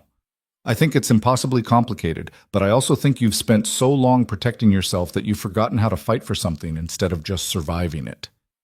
The words hit harder than they should have. "That's not fair." "Probably not. But is it true?" Adrian wanted to argue, wanted to defend the careful life he'd built, but he couldn't, because Ryan was right. For 7 years, Adrian had been in survival mode, focused on building something that couldn't be taken away by illness or bad luck or the randomness of the universe. He'd achieved everything he'd set out to achieve, and he'd been miserable doing it. "What if I mess this up?" Adrian asked. "What if I try to fight for both and lose everything?" "Then you lose everything, and we figure out what comes next, together." Ryan took his hand, lacing their fingers together. "But what if you don't? What if you actually get to have both?" "I don't know if I believe in that kind of happy ending."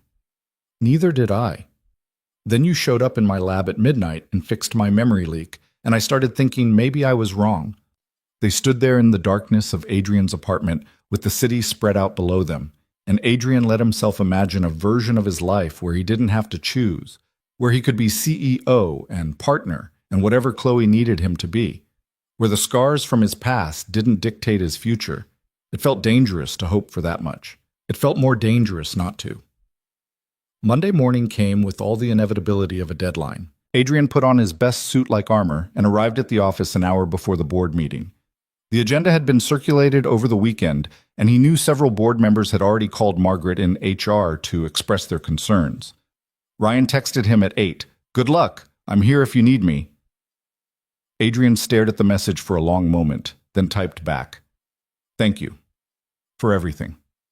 The boardroom was on the 42nd floor, all glass and steel and expensive furniture. Adrian had sat through hundreds of meetings here, presenting strategy and defending decisions, and proving over and over that he deserved to lead this company. He'd never been nervous before. Today, his hands shook so badly he had to shove them in his pockets. The board filtered in, 8 members, mostly older men with a few exceptions. Margaret sat in as HR representative, her expression professionally neutral. The chairman, Robert Chen, called the meeting to order. They went through the standard agenda first: quarterly earnings, which were strong, the Henderson project, which was on schedule, a potential acquisition that Adrian recommended against. All of it familiar territory, the kind of business discussions Adrian could navigate in his sleep. Then Robert said, "I believe Adrian has a personal matter to address." Every eye in the room turned to him. Adrian stood, his heart pounding so hard he was sure they could all hear it. "I'm dating an employee," he said, deciding to lead with the truth. "His name is Ryan Blake. He's a team lead in product development. We've been seeing each other for about a month, and I wanted to disclose this relationship to avoid any appearance of impropriety." The silence that followed was deafening. Finally, one of the board members, Janet, the CFO of a competing tech company, spoke up. "You're dating a subordinate?" "Ryan doesn't report directly to me." "But yes, he works for the company." "And you thought this was appropriate?" Another board member, Thomas, looked genuinely scandalized. "I think it's complicated, but I also think it's real, and I'm not willing to hide it." Adrian forced himself to meet each board member's eyes. "I've worked with HR to ensure there's no conflict of interest. Ryan's being transferred to a different team, and any career advancement will go through an independent review committee." "That's not the point," Thomas said. "The point is optics. What message does this send to the rest of the company? That sleeping with the CEO is a viable career strategy? Ryan's career advancement has nothing to do with our relationship. His work speaks for itself. You can't know that. And even if it's true, no one else will believe it." Adrian felt his temper flare. "So what are you suggesting? That I end the relationship because of what people might think?" "I'm suggesting you consider what's best for the company you built." "I am. I'm considering whether I want to lead a company that demands I sacrifice my personal life for appearances." The room erupted. Half the board members were talking at once, some defending Adrian's right to his personal life, others insisting this was a disaster waiting to happen. Margaret sat quietly, taking notes, while Robert tried to restore order. Finally, Robert slammed his hand on the table. "Enough! This isn't productive." He turned to Adrian. "You've put us in a difficult position. We have shareholders to answer to, employees who will have opinions, and a reputation to protect. I understand that. Do you? Because from where I'm sitting, you're asking us to approve a relationship that creates significant risk for minimal benefit." "The benefit," Adrian said carefully, "is that I get to have a life outside this company, something I haven't had in 7 years, something I didn't think I deserved until recently." Janet's expression softened slightly. "Adrian, no one's saying you don't deserve happiness, but there are ways to find it that don't create legal and ethical complications for your company." "You're right. I could date someone who doesn't work here, someone safe and uncomplicated who fits neatly into the box of what a CEO's partner should be." Adrian took a breath. "But that's not what this is, and I'm not willing to walk away from it just because it's messy." "Then maybe you need to walk away from the company," Thomas said bluntly. The words hung in the air like a threat. "Is that what you want?" Adrian asked. "For me to resign?" Robert held up a hand. "No one's asking you to resign, but we need to discuss this seriously." "Margaret, what's your assessment?" Margaret straightened. "From an HR perspective, Adrian has done everything right. He disclosed the relationship immediately, worked with me to establish protocols to prevent conflicts of interest, and has been transparent about the situation. Legally, we're covered. Ethically, it's complicated but manageable." "And what about the morale issue?" Janet asked. "How do we prevent this from creating a culture where people think relationships with superiors are acceptable?" "We already have policies against that. The situation is different because Adrian disclosed it proactively and took steps to mitigate the power imbalance." Margaret looked at Adrian. "But Janet's not wrong.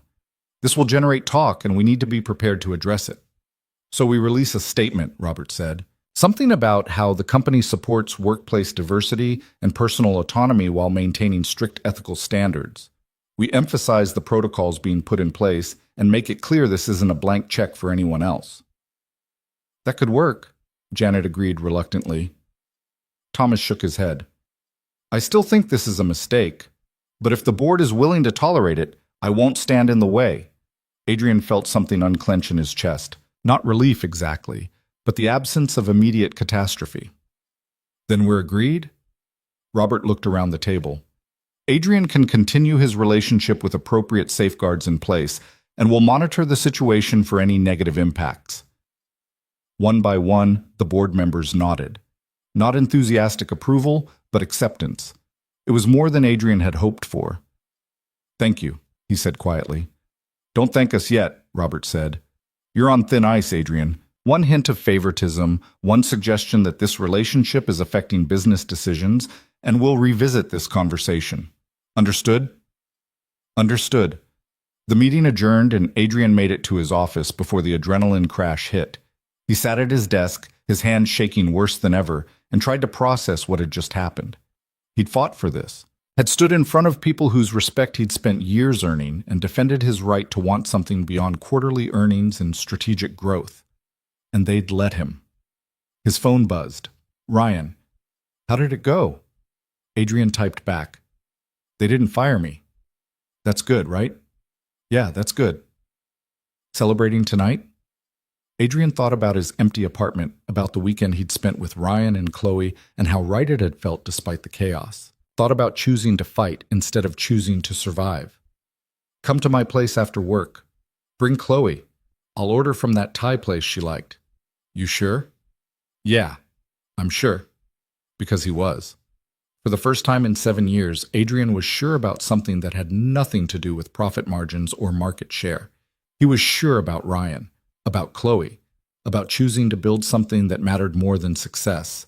It was terrifying. It was also the only thing that made sense. The rest of the day passed in a blur of meetings and emails and carefully neutral conversations with executives who'd clearly heard about the board meeting. Adrian handled it all with the same professional competence he'd always brought to work, but his mind was elsewhere. He was thinking about Ryan making coffee in his kitchen, about Chloe explaining quantum mechanics to her stuffed animals, about how his apartment had felt less like a sterile box and more like a home with them in it. At 5:30, Ryan appeared in his doorway. They were being careful at work, maintaining professional distance, but Adrian could see the question in Ryan's eyes. We're good, Adrian said quietly. The board approved it, with conditions, but we're good. Ryan's relief was visible. Okay. That's okay. Yeah. They stood there for a moment, everything they couldn't say at work hanging between them. Then Ryan said, See you at 7? And Adrian nodded, and Ryan left, and Adrian went back to work with a lightness in his chest that had nothing to do with business.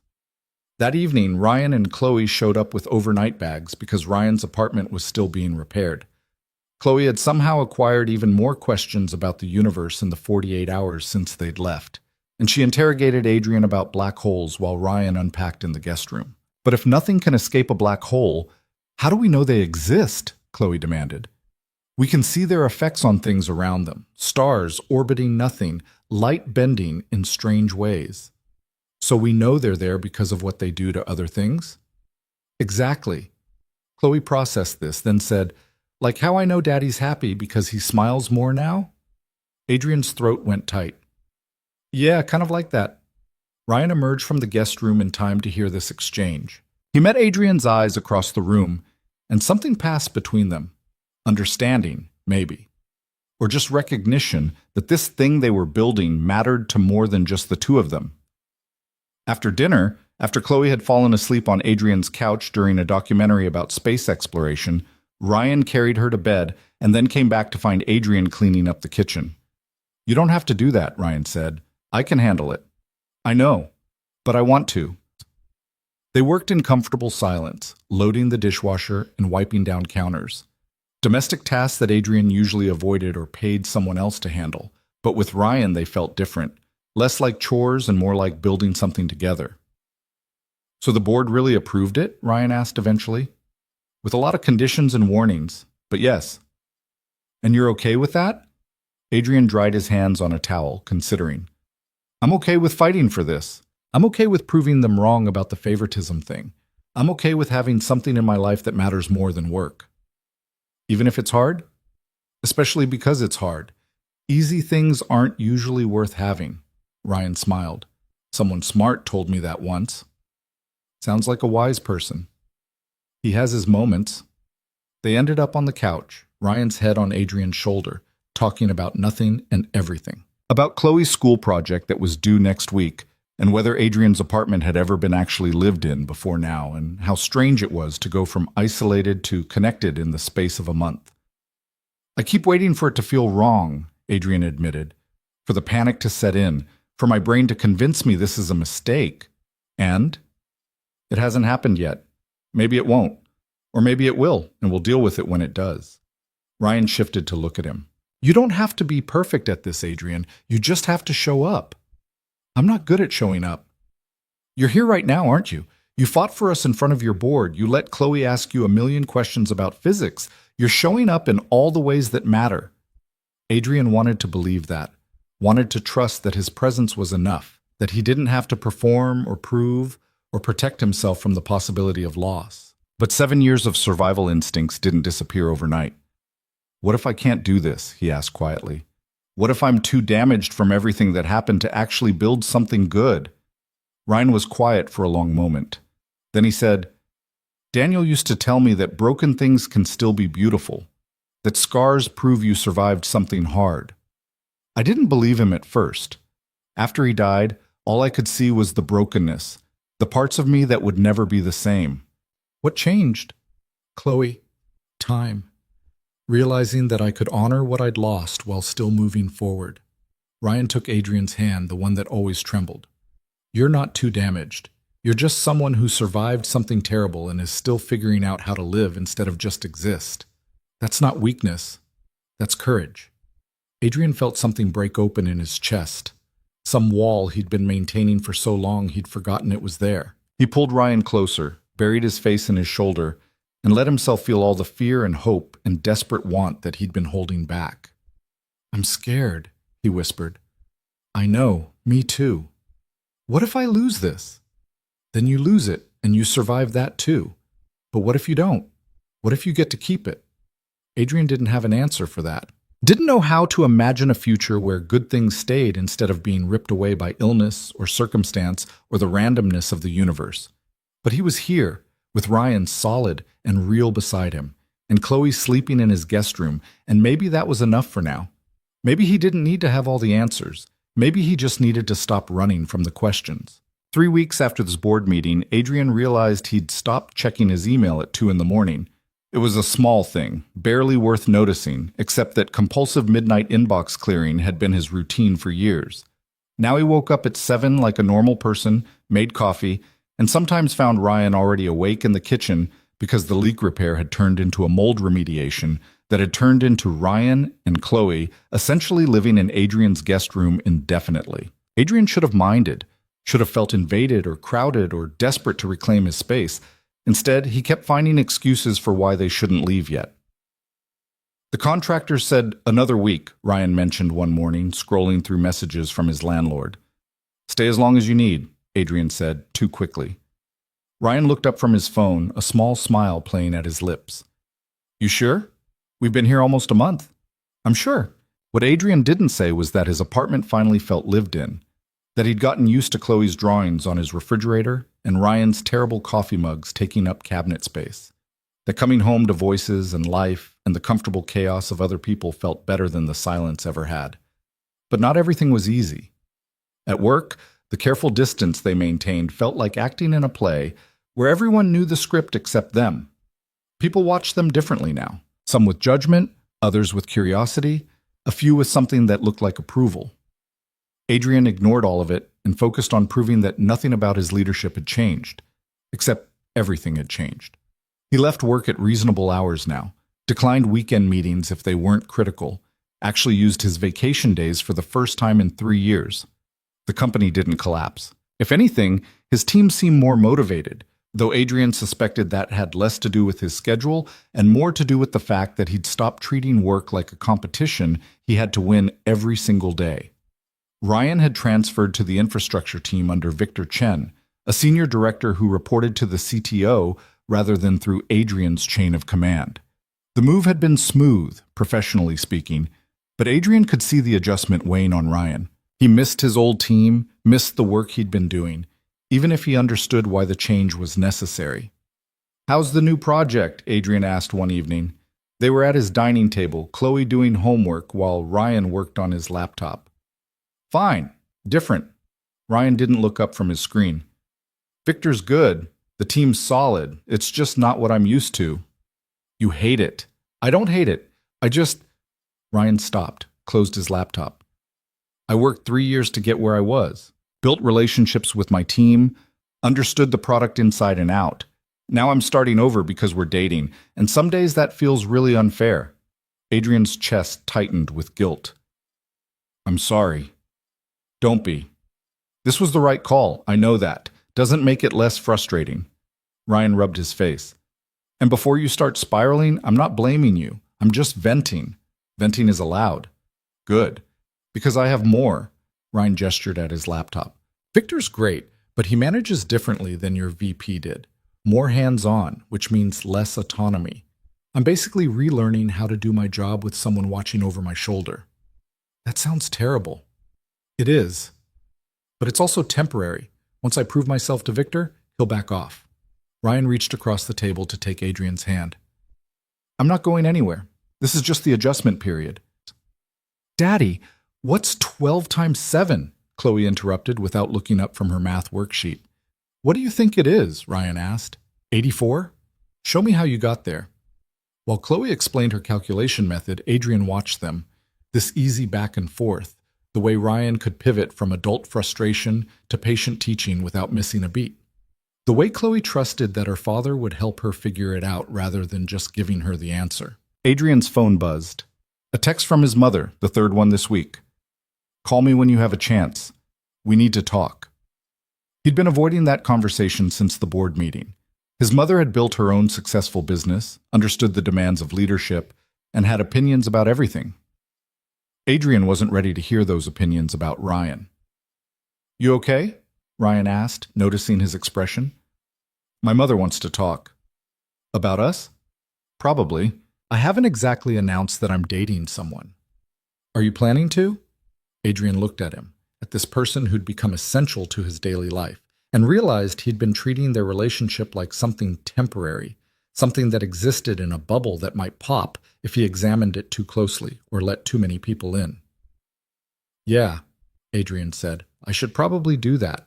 Only if you want to, no pressure. But there was pressure, the good kind.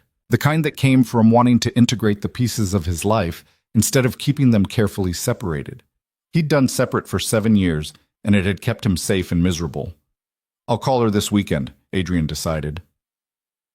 The weekend came faster than he wanted. Saturday morning, after Ryan had taken Chloe to her soccer game, Adrian stood at his window with his phone and finally returned his mother's call. Adrian, finally!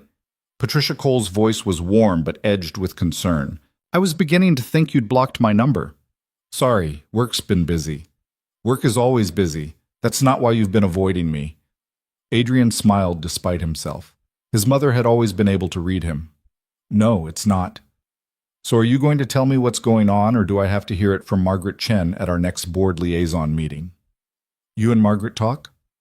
We serve on a non-profit board together. Don't change the subject. Adrian took a breath. I'm seeing someone. Have been for about 2 months now.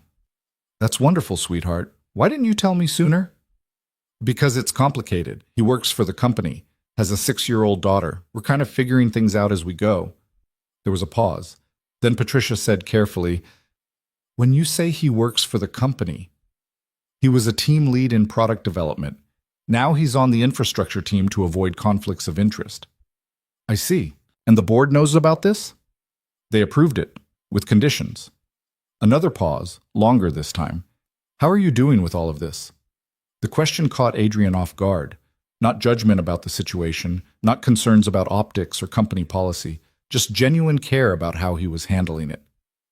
I'm scared, Adrian admitted, but also happier than I've been in years, which somehow makes it more terrifying.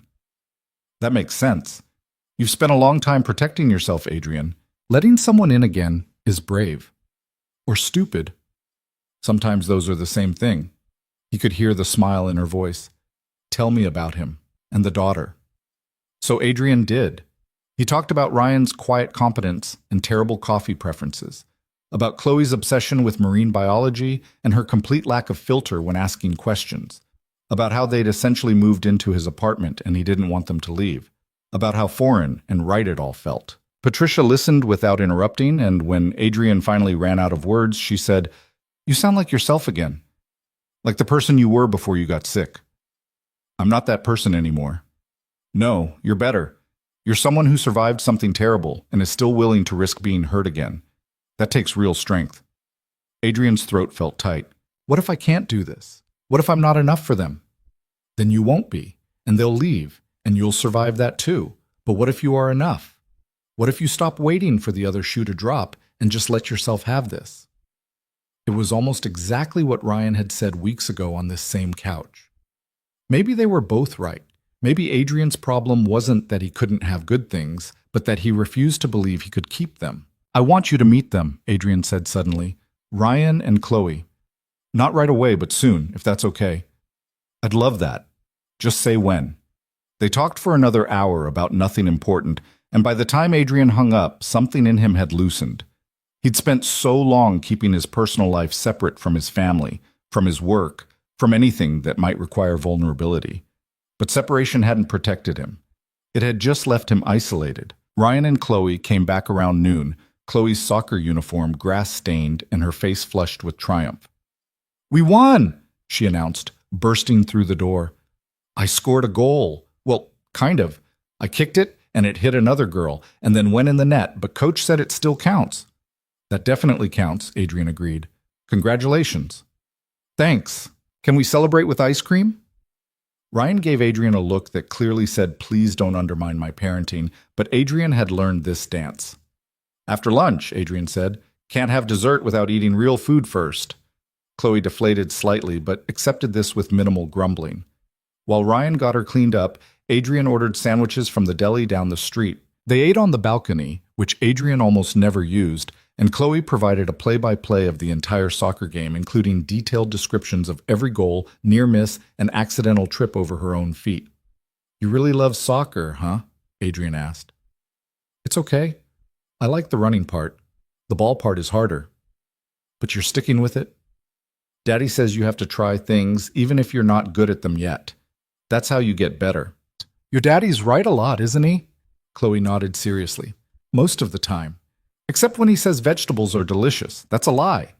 Ryan choked on his sandwich. "I never said they were delicious. I said they were important." "Same thing. Completely different things." Adrian watched them bicker about the merits of broccoli and felt that now familiar ache in his chest. Want mixed with fear, mixed with something that felt dangerously close to love. He wasn't ready to name it yet, but it was there, growing stronger every day. After lunch and the promised ice cream, Chloe crashed hard on the couch, the morning's excitement catching up with her. Ryan covered her with a blanket and joined Adrian in the kitchen, where he was loading the dishwasher. "You talked to your mother," Ryan said. It wasn't a question. "How did you know?" "You look lighter, less like you're waiting for disaster." "She wants to meet you, both of you." Ryan leaned against the counter. "And you're okay with that?" Terrified, but "Yeah, I think so." Adrian dried his hands on a towel. "She's going to love Chloe and have opinions about you and probably corner me privately to make sure I'm not screwing this up. Sounds like a mom. She's good at it. Better than I gave her credit for when I was younger and thought I knew everything." "When did you stop thinking you knew everything?" "About 3 months into chemotherapy, when I realized I didn't even know how my own body worked." Adrian said it lightly, but Ryan's expression shifted. "You don't talk about it much, the cancer, the treatment." "Not a lot to say. I was sick. They tried to fix me. It mostly worked except for the parts that didn't." "That's not nothing, Adrian." "No, but it's also not who I am anymore. Or at least I'm trying not to let it be." Adrian traced a water drop on the counter. "For a long time, that's all I was. The guy who survived cancer. The CEO who built a company while in remission. Every story about me included that detail, like it was the most interesting thing about me." "It's pretty interesting." "Maybe. But it's also reductive. I'm more than what I survived." Ryan moved closer, close enough that Adrian could feel his warmth. "Yeah, you are. You're also the guy who reads physics textbooks to 6-year-olds and makes terrible jokes during debugging sessions and stress bakes at midnight when you think no one will notice." "I don't stress bake." "You made brownies at 1 in the morning last Tuesday." "That was different. I couldn't sleep." Because you were stressed about the investor meeting. Adrian couldn't argue with that. Okay, fine, I stress bake. It's endearing. Also, the brownies were amazing, so I'm not complaining. Ryan's hand found Adrian's. I like all of you, Adrian, the successful CEO part and the cancer survivor part, and the person who's still figuring out how to let people in. All of it. Even the damaged parts? Especially those, they're what make you real. Adrian kissed him, right there in the kitchen, in the middle of the afternoon with Chloe sleeping 20 feet away. It was reckless and perfect and felt like claiming something he'd been too afraid to reach for. When they pulled apart, Ryan said, "So when do we meet your mother? How about next Sunday, dinner, somewhere neutral? Nothing too formal." Define nothing too formal. The kind of place where Chloe can order chicken fingers without anyone judging us. Perfect. The week leading up to the dinner felt like preparing for an exam Adrian hadn't studied for. He changed the reservation 3 times, debated appropriate conversation topics, and generally drove himself halfway to an anxiety attack before Ryan physically removed his phone and told him to breathe. "She's your mother, not a board of directors," Ryan pointed out. "My mother is scarier than the board." "Great. Looking forward to this." But when Sunday arrived, and they met Patricia at a bistro that split the difference between casual and nice, Adrian's anxiety dissolved the moment his mother hugged him. She was smaller than he remembered, though that was probably because he'd gotten taller since high school. Her hair had more gray than the last time he'd seen her, and she wore the kind of effortlessly elegant outfit that suggested she'd taken this seriously without overthinking it. "Mom, this is Ryan, and this is Chloe." Patricia smiled at Ryan, then crouched down to Chloe's level. "Hi, Chloe. I've heard a lot about you." Chloe regarded her with serious eyes. "Are you Adrian's mom?" "I am." "You're pretty. Do you like octopuses?" Patricia laughed, delighted. "I don't know much about them, but I'm willing to learn." "Good, because they're really cool and most people don't appreciate them enough." They were seated at a corner table with enough space that Chloe didn't feel trapped. She ordered chicken fingers without hesitation, and Patricia asked her questions about soccer and school and her favorite sea creatures, treating Chloe's answers with the same attention she'd give a business colleague. Ryan relaxed incrementally, and Adrian watched them all interact with something close to wonder. His mother, who'd raised him alone after his father left and built a consulting empire from scratch. Ryan, who'd survived loss and single parenthood and was still somehow optimistic. Chloe, who had no idea how significant this dinner was and just wanted to explain the difference between octopi and squid. "So Ryan," Patricia said once Chloe had exhausted her cephalopod facts, "Adrian tells me you're on the infrastructure team now." "As of last month, yes." "How are you finding it?" Ryan glanced at Adrian, then back to Patricia. "Honestly, it's an adjustment. I miss my old team and the work I was doing, but I understand why the transfer was necessary. Because you're dating the CEO. Because we wanted to avoid any appearance of impropriety," Ryan corrected gently. "I don't want my career advancement questioned because of our relationship." Patricia nodded approvingly. "That's smart. Difficult, but smart. That seems to be the theme of my life lately." "Mine too," Adrian said. His mother looked between them, and Adrian could see her evaluating, processing, coming to conclusions. Finally, she said, "I'm glad you found each other. Both of you look happy in a way that's hard to fake." "We are," Ryan said simply. "Good. Then that's all that matters." Patricia turned to Adrian. "Though I have to say, I'm relieved you finally listened to me about work-life balance. You've been telling me that for years. 7 years to be exact. Since right after your treatment ended and you threw yourself into the company like you were trying to prove something." Adrian felt Ryan's attention sharpen beside him. "I was trying to prove something, that I was more than just a sick person. You never were just that. But I understood the impulse." Patricia's expression softened. "I'm just happy you finally found something worth coming home to." Chloe chose that moment to knock over her water glass, and the conversation dissolved into cleanup and reassurances that no, it was fine, these things happen. But Patricia's words stayed with Adrian through dessert and goodbyes, and the drive back to his apartment, something worth coming home to. That night, after Chloe was asleep and Ryan was reading on the couch, Adrian found himself standing in the guest room doorway, watching Chloe's small form under the covers. She'd brought so much life into his carefully controlled world, had asked questions he didn't know how to answer, and trusted him in ways he didn't deserve, had made his apartment feel like a home just by being in it. "She really likes you," Ryan said from behind him. Adrian hadn't heard him approach. "I really like her." "It shows. You're good with her." "I'm figuring it out as I go." That's all parenting is, controlled chaos and hoping you don't permanently damage them. Adrian turned to face him. "Ryan, I need to tell you something." "Okay." Ryan's expression went carefully neutral, prepared for bad news. "I love this. The three of us. Your apartment's been ready for 2 weeks, and I keep not mentioning it because I don't want you to leave." Adrian's heart was pounding. "I know that's probably too much too fast, but I can't keep pretending this is temporary. It doesn't feel temporary." Ryan was quiet for a long moment. Then he said, "I got the email from my landlord 3 days ago saying everything was finished. I didn't mention it either." "Why not?" "Because this feels like home now. My apartment is just a place we used to live." Ryan moved closer. "Chloe asked me yesterday if we were staying here forever. I didn't know what to tell her." "What do you want to tell her?" "That we're staying as long as Adrian wants us. That this isn't just about a broken pipe and convenience anymore. That we're building something real." Adrian's throat felt tight. "Is that what you want?" "Yeah, but I need to know you want it too. Not just the idea of it, but the reality. The tantrums and the homework battles. And the nights when Chloe has nightmares and we're both exhausted. All of it." "I want all of it," Adrian said.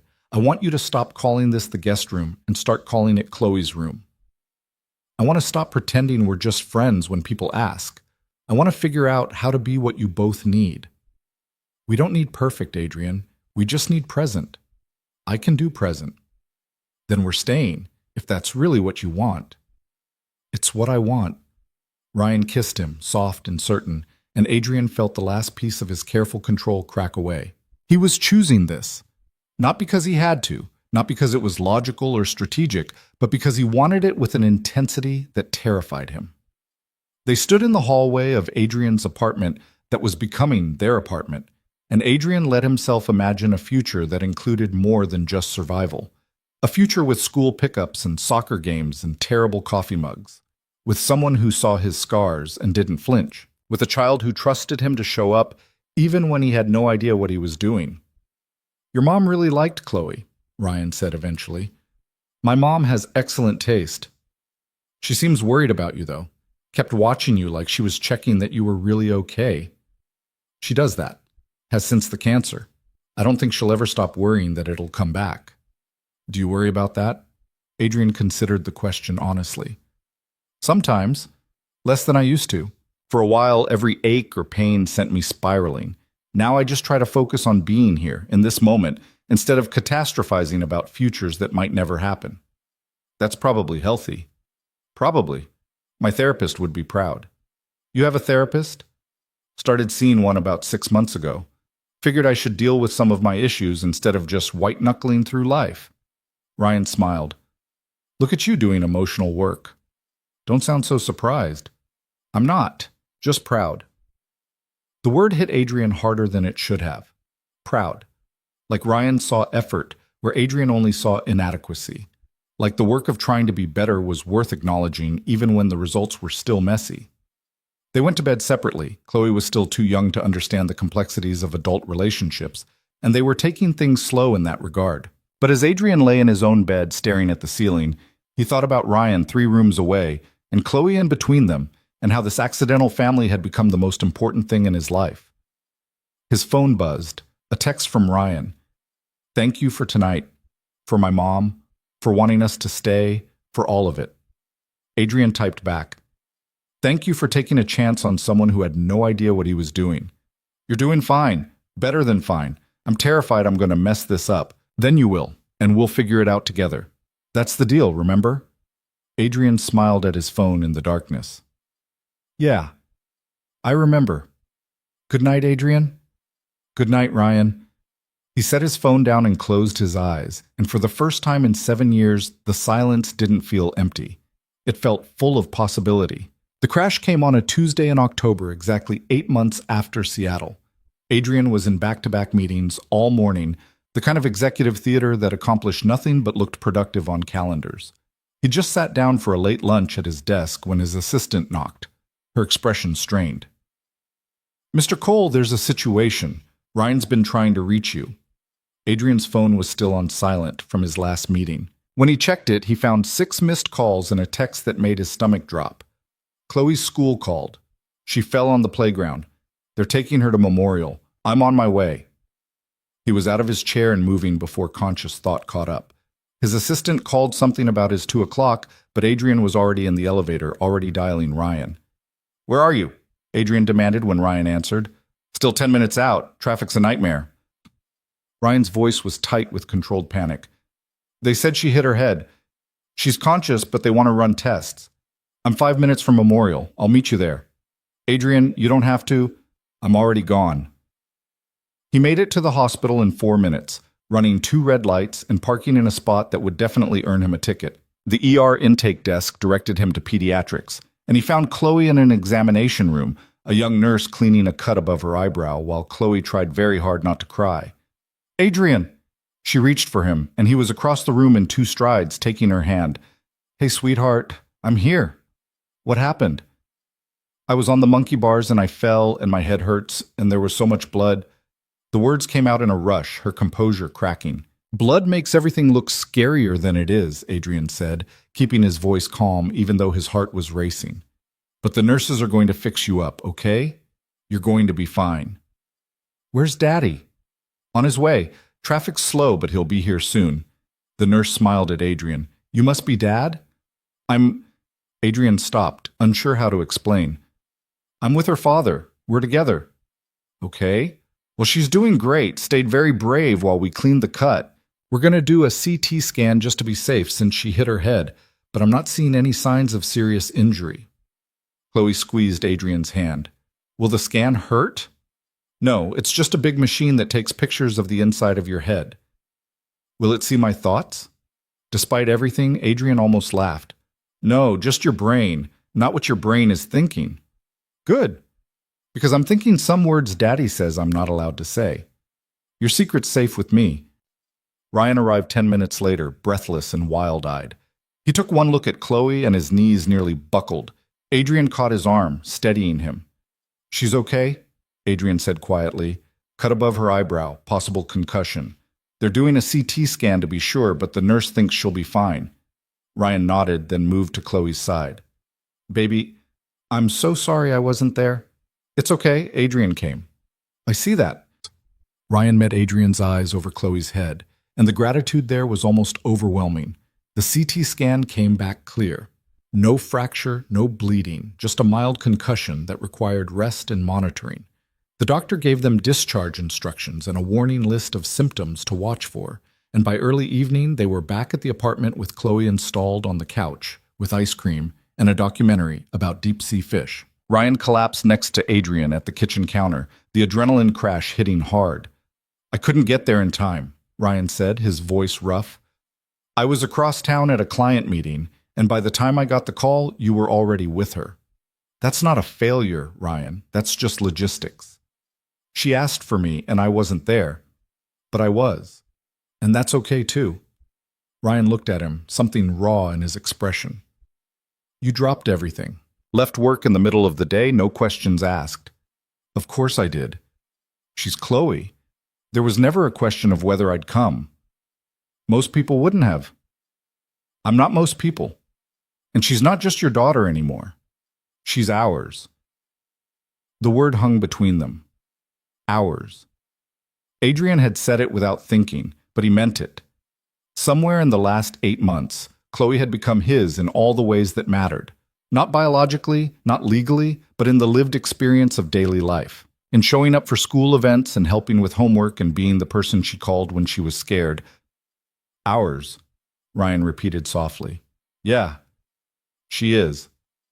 That night, after Chloe was asleep and they'd checked on her for the 5th time, Ryan said, "I need to tell you something." Adrian looked up from his laptop where he was catching up on the work he'd abandoned. "Okay.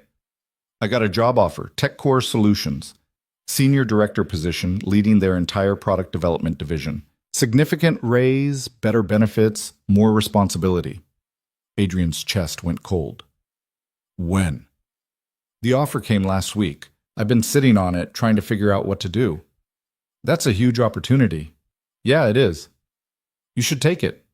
Ryan studied him. You say that, but your face says something else.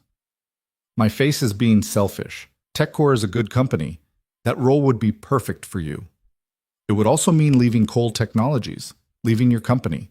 Our relationship would be simpler if you did.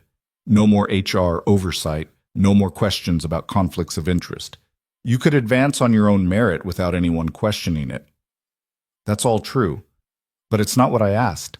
Ryan moved closer. Do you want me to stay or go? Adrian's hands were shaking. He pressed them flat against the counter. I want you to do what's best for your career. Adrian, I want you to stay, Adrian admitted. But that's selfish.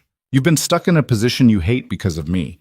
Watching people you train get promoted while you start over. This job would fix all of that. It would, but it would also mean seeing you less. Different schedules, no more running into each other at the office, none of those stolen moments in the hallway when we pretend we're just discussing work. We'd still have evenings, weekends. Would we? Senior director at TechCore means traveling at least twice a month. Late nights, weekend emergencies. It means less time with Chloe, less time with you. Money and career advancement matter too. They do. But so does this, us, what we've built. Ryan took Adrian's shaking hands in his. Tell me what you really want. I want you to be happy. I want your career to matter as much as mine does. I want you to have opportunities that aren't limited by who you're sleeping with. Okay, but underneath all of that, what do you want for us? Adrian closed his eyes.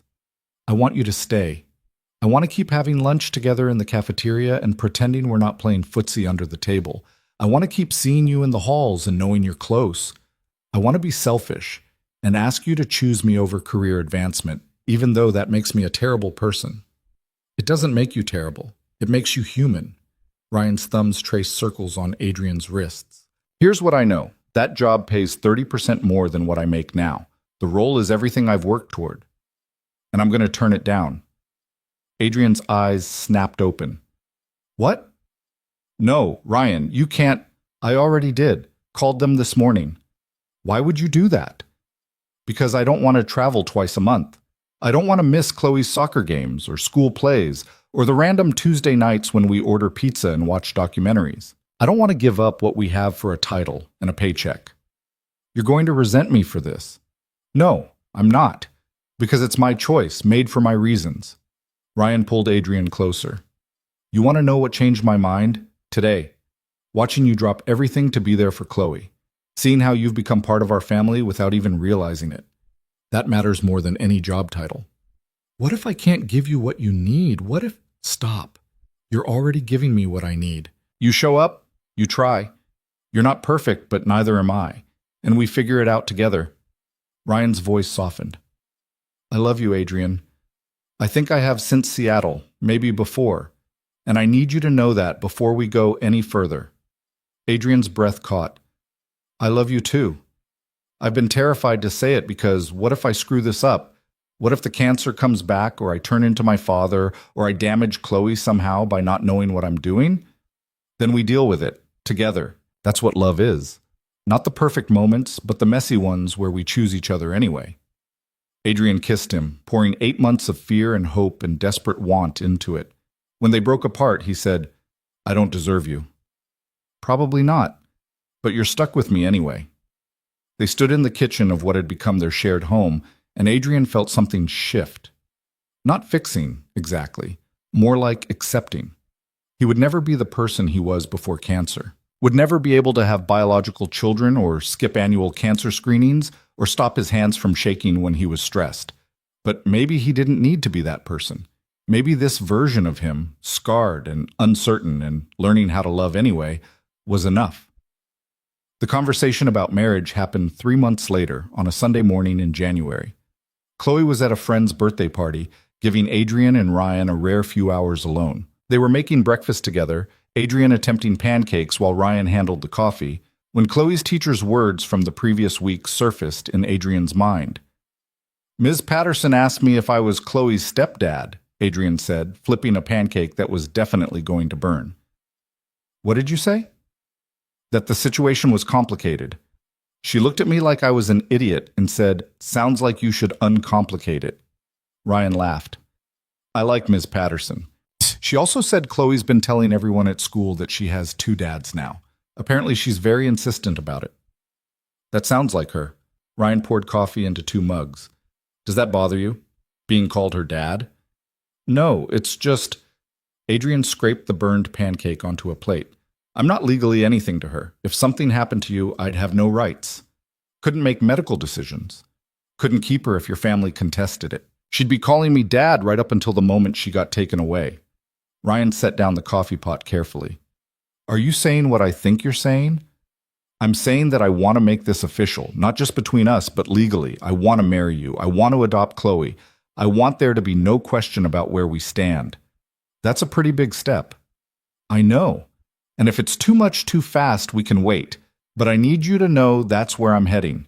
That this isn't temporary or exploratory for me anymore. You're it.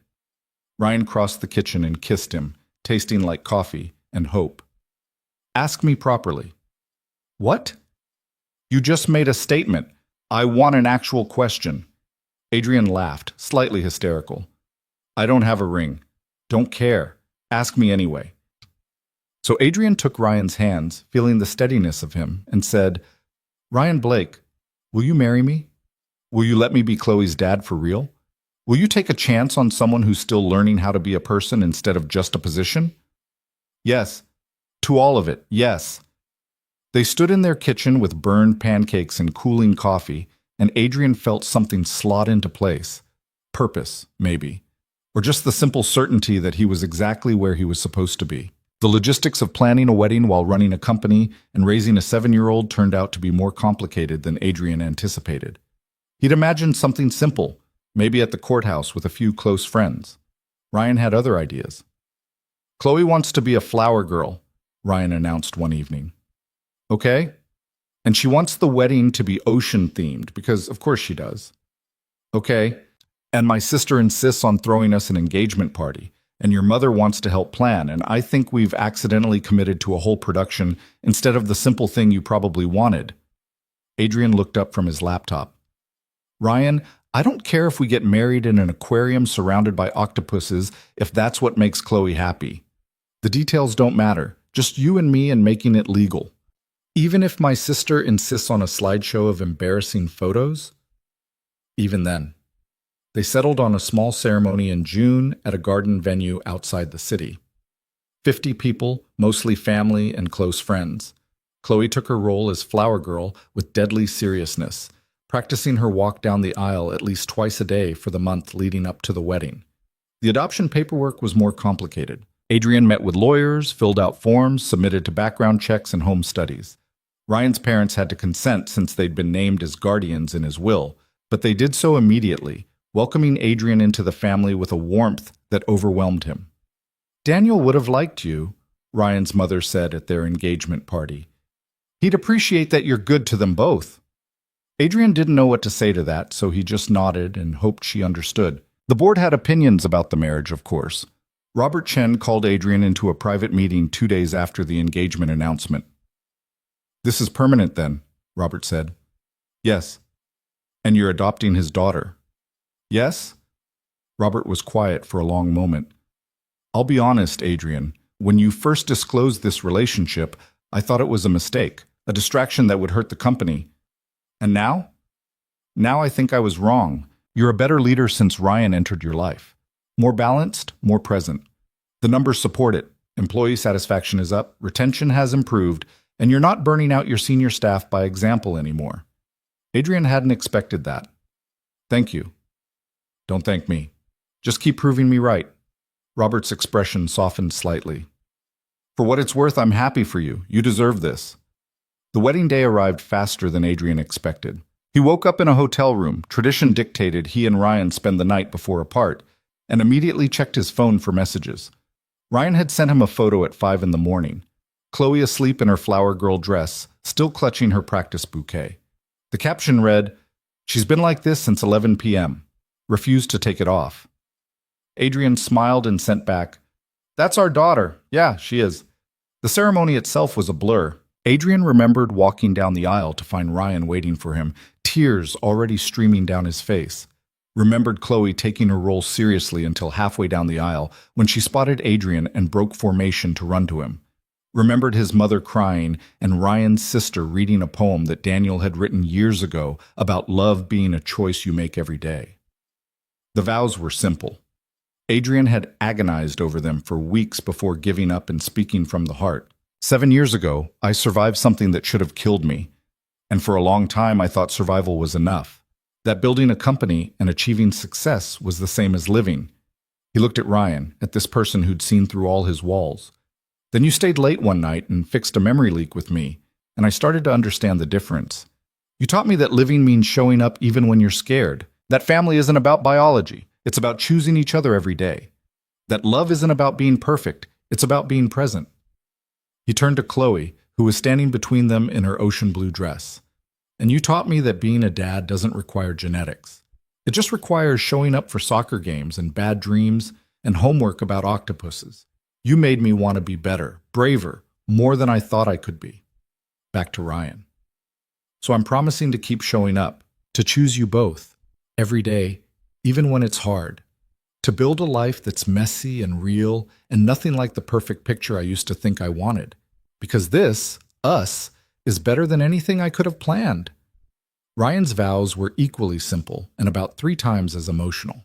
By the time they exchanged rings and kissed and everyone cheered, Adrian felt like his chest might explode from the enormity of it all. At the reception, Chloe dragged him onto the dance floor during the father-daughter dance. She was 7 now, getting taller every day, her grip on his hand strong and sure. "Are you officially my dad now?" she asked. "Not quite. The adoption has to be finalized by a judge, but soon." "Good, because I've been telling everyone at school you are, and I don't want to be a liar." Adrian laughed. "We can't have that. Do I have to call you Dad now, or can I keep calling you Adrian?" "Whatever feels right to you, sweetheart." She thought about it, then said, "I think Adrian feels right, because you were Adrian first, before you were my dad, and I like that better." "Then Adrian it is." They danced while Ryan watched from the edge of the floor, his expression soft with contentment. Adrian caught his eye and mouthed, "I love you," and Ryan mouthed it back. And Adrian thought about how far they'd both come from that first night in the development lab. The adoption was finalized in August, 2 months after the wedding. Adrian took the day off work for the court hearing, something he never would have done before Ryan and Chloe entered his life. The judge was matter-of-fact but kind, asking Chloe if she understood what adoption meant. "It means Adrian's my dad for real now," Chloe said confidently, "even legally." "That's right, and is that what you want?" "Yes, because he shows up for me even when he's scared, and that's what dads do." The judge smiled. "That's a very good definition." She signed the papers, and just like that, Adrian Cole became Adrian Cole Blake, legal father to Chloe Blake, married to Ryan Blake. A family in every sense that mattered. That night, they celebrated with takeout and ice cream because Chloe insisted that all major life events required ice cream. They sat in their living room, not Adrian's living room or Ryan's, but theirs, and Chloe showed Adrian her new school binder where she'd written Chloe Blake in careful letters, followed by dads, Ryan, and Adrian. "Did you know that seahorse dads carry the babies?" Chloe informed him. "The mom gives him the eggs and he keeps them in his pouch until they hatch." I did know that, actually." "So you're like a seahorse dad. You didn't make me, but you're taking care of me anyway." Adrian's throat went tight. "Yeah, I guess I am." "That's really cool. Most people think dads have to be the ones who make the babies, but that's not true. Dads are just the people who stay." She said it so simply, so matter-of-factly, like she'd figured out a truth that Adrian had spent years struggling with. And maybe she had. Maybe it really was that simple. Ryan found Adrian later that night, standing at their bedroom window looking out at the city. The same view he'd had for years, but everything looked different now. "You okay?" Ryan asked, wrapping his arms around Adrian from behind. "Yeah, just thinking." "About?" "About how I spent 7 years convinced that surviving was enough. That building something successful meant I'd done what I was supposed to do with the life I'd been given. Adrian leaned back into Ryan's warmth. I was wrong. This is what I was supposed to do. You and Chloe. This family we built. We built it together. Yeah, we did. Adrian turned to face him. I need to tell you something. Okay. I'm stepping down as CEO. Ryan went very still. What? I've been thinking about it for a while. The board's been pushing me to name a successor anyway, and I realized I don't want to be CEO for the next 20 years. I want to be present for Chloe's childhood.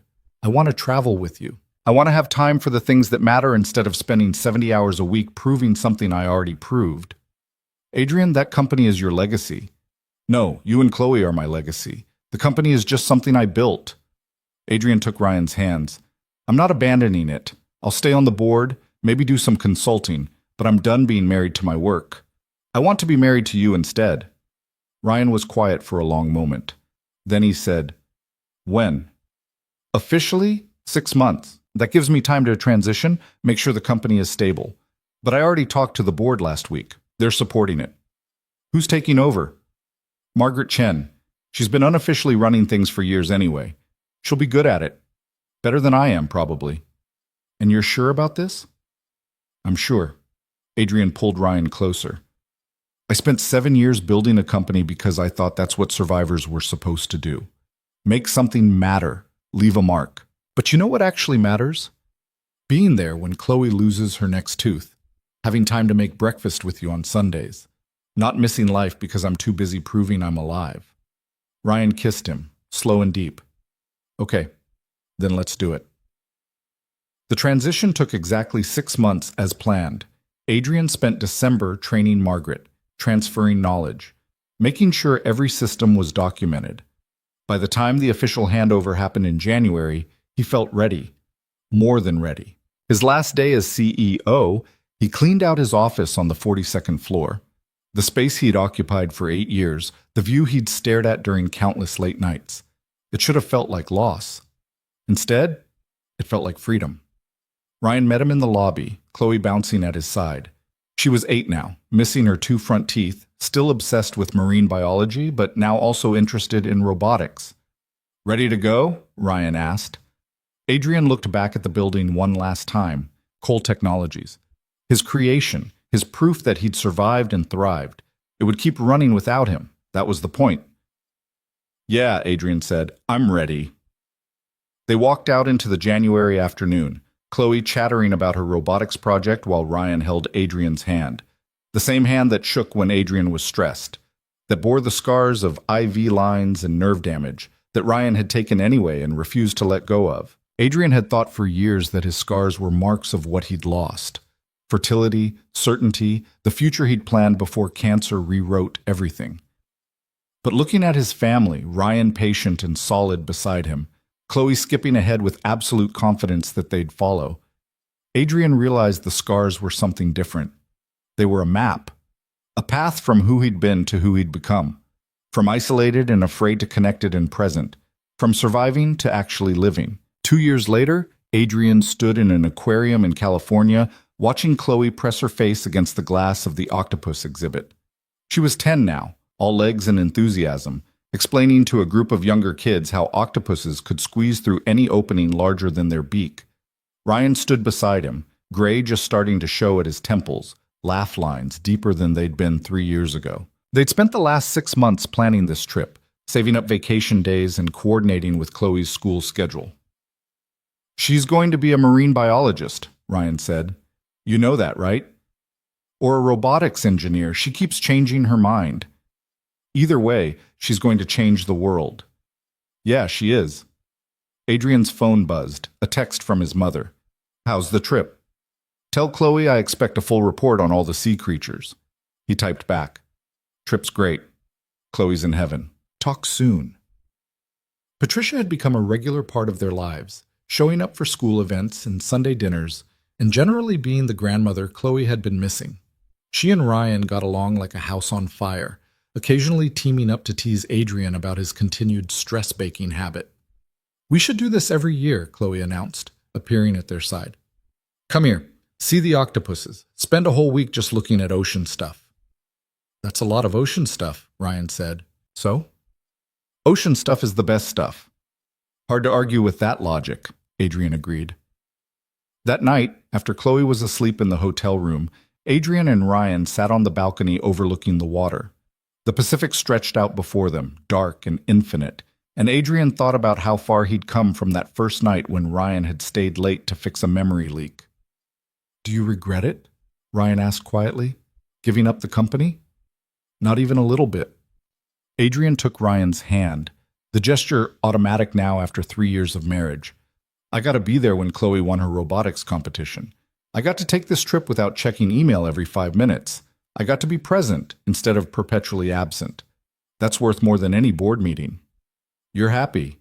It wasn't a question, but Adrian answered anyway. "Yeah, I really am." And he was. Not perfectly, not without the occasional anxiety attack, or the nights when the old fears crept back in, but happy in the way that mattered, in the lived experience of building a life with people who saw him completely and loved him anyway. The cancer had tried to take everything, had taken his fertility and his certainty and the comfortable future he'd imagined, but in the empty space it left behind, Adrian had built something better. A family not bound by biology, but by choice. A love not based on perfection, but on showing up. A life not defined by what he'd lost, but by what he'd found. His scars had become a map, and the map had led him here. To this moment, on this balcony, with his husband beside him and his daughter sleeping safely inside. To a future he'd never imagined, but couldn't imagine living without. Adrian Cole had spent 7 years surviving, but now, finally, he was living, and that made all the difference.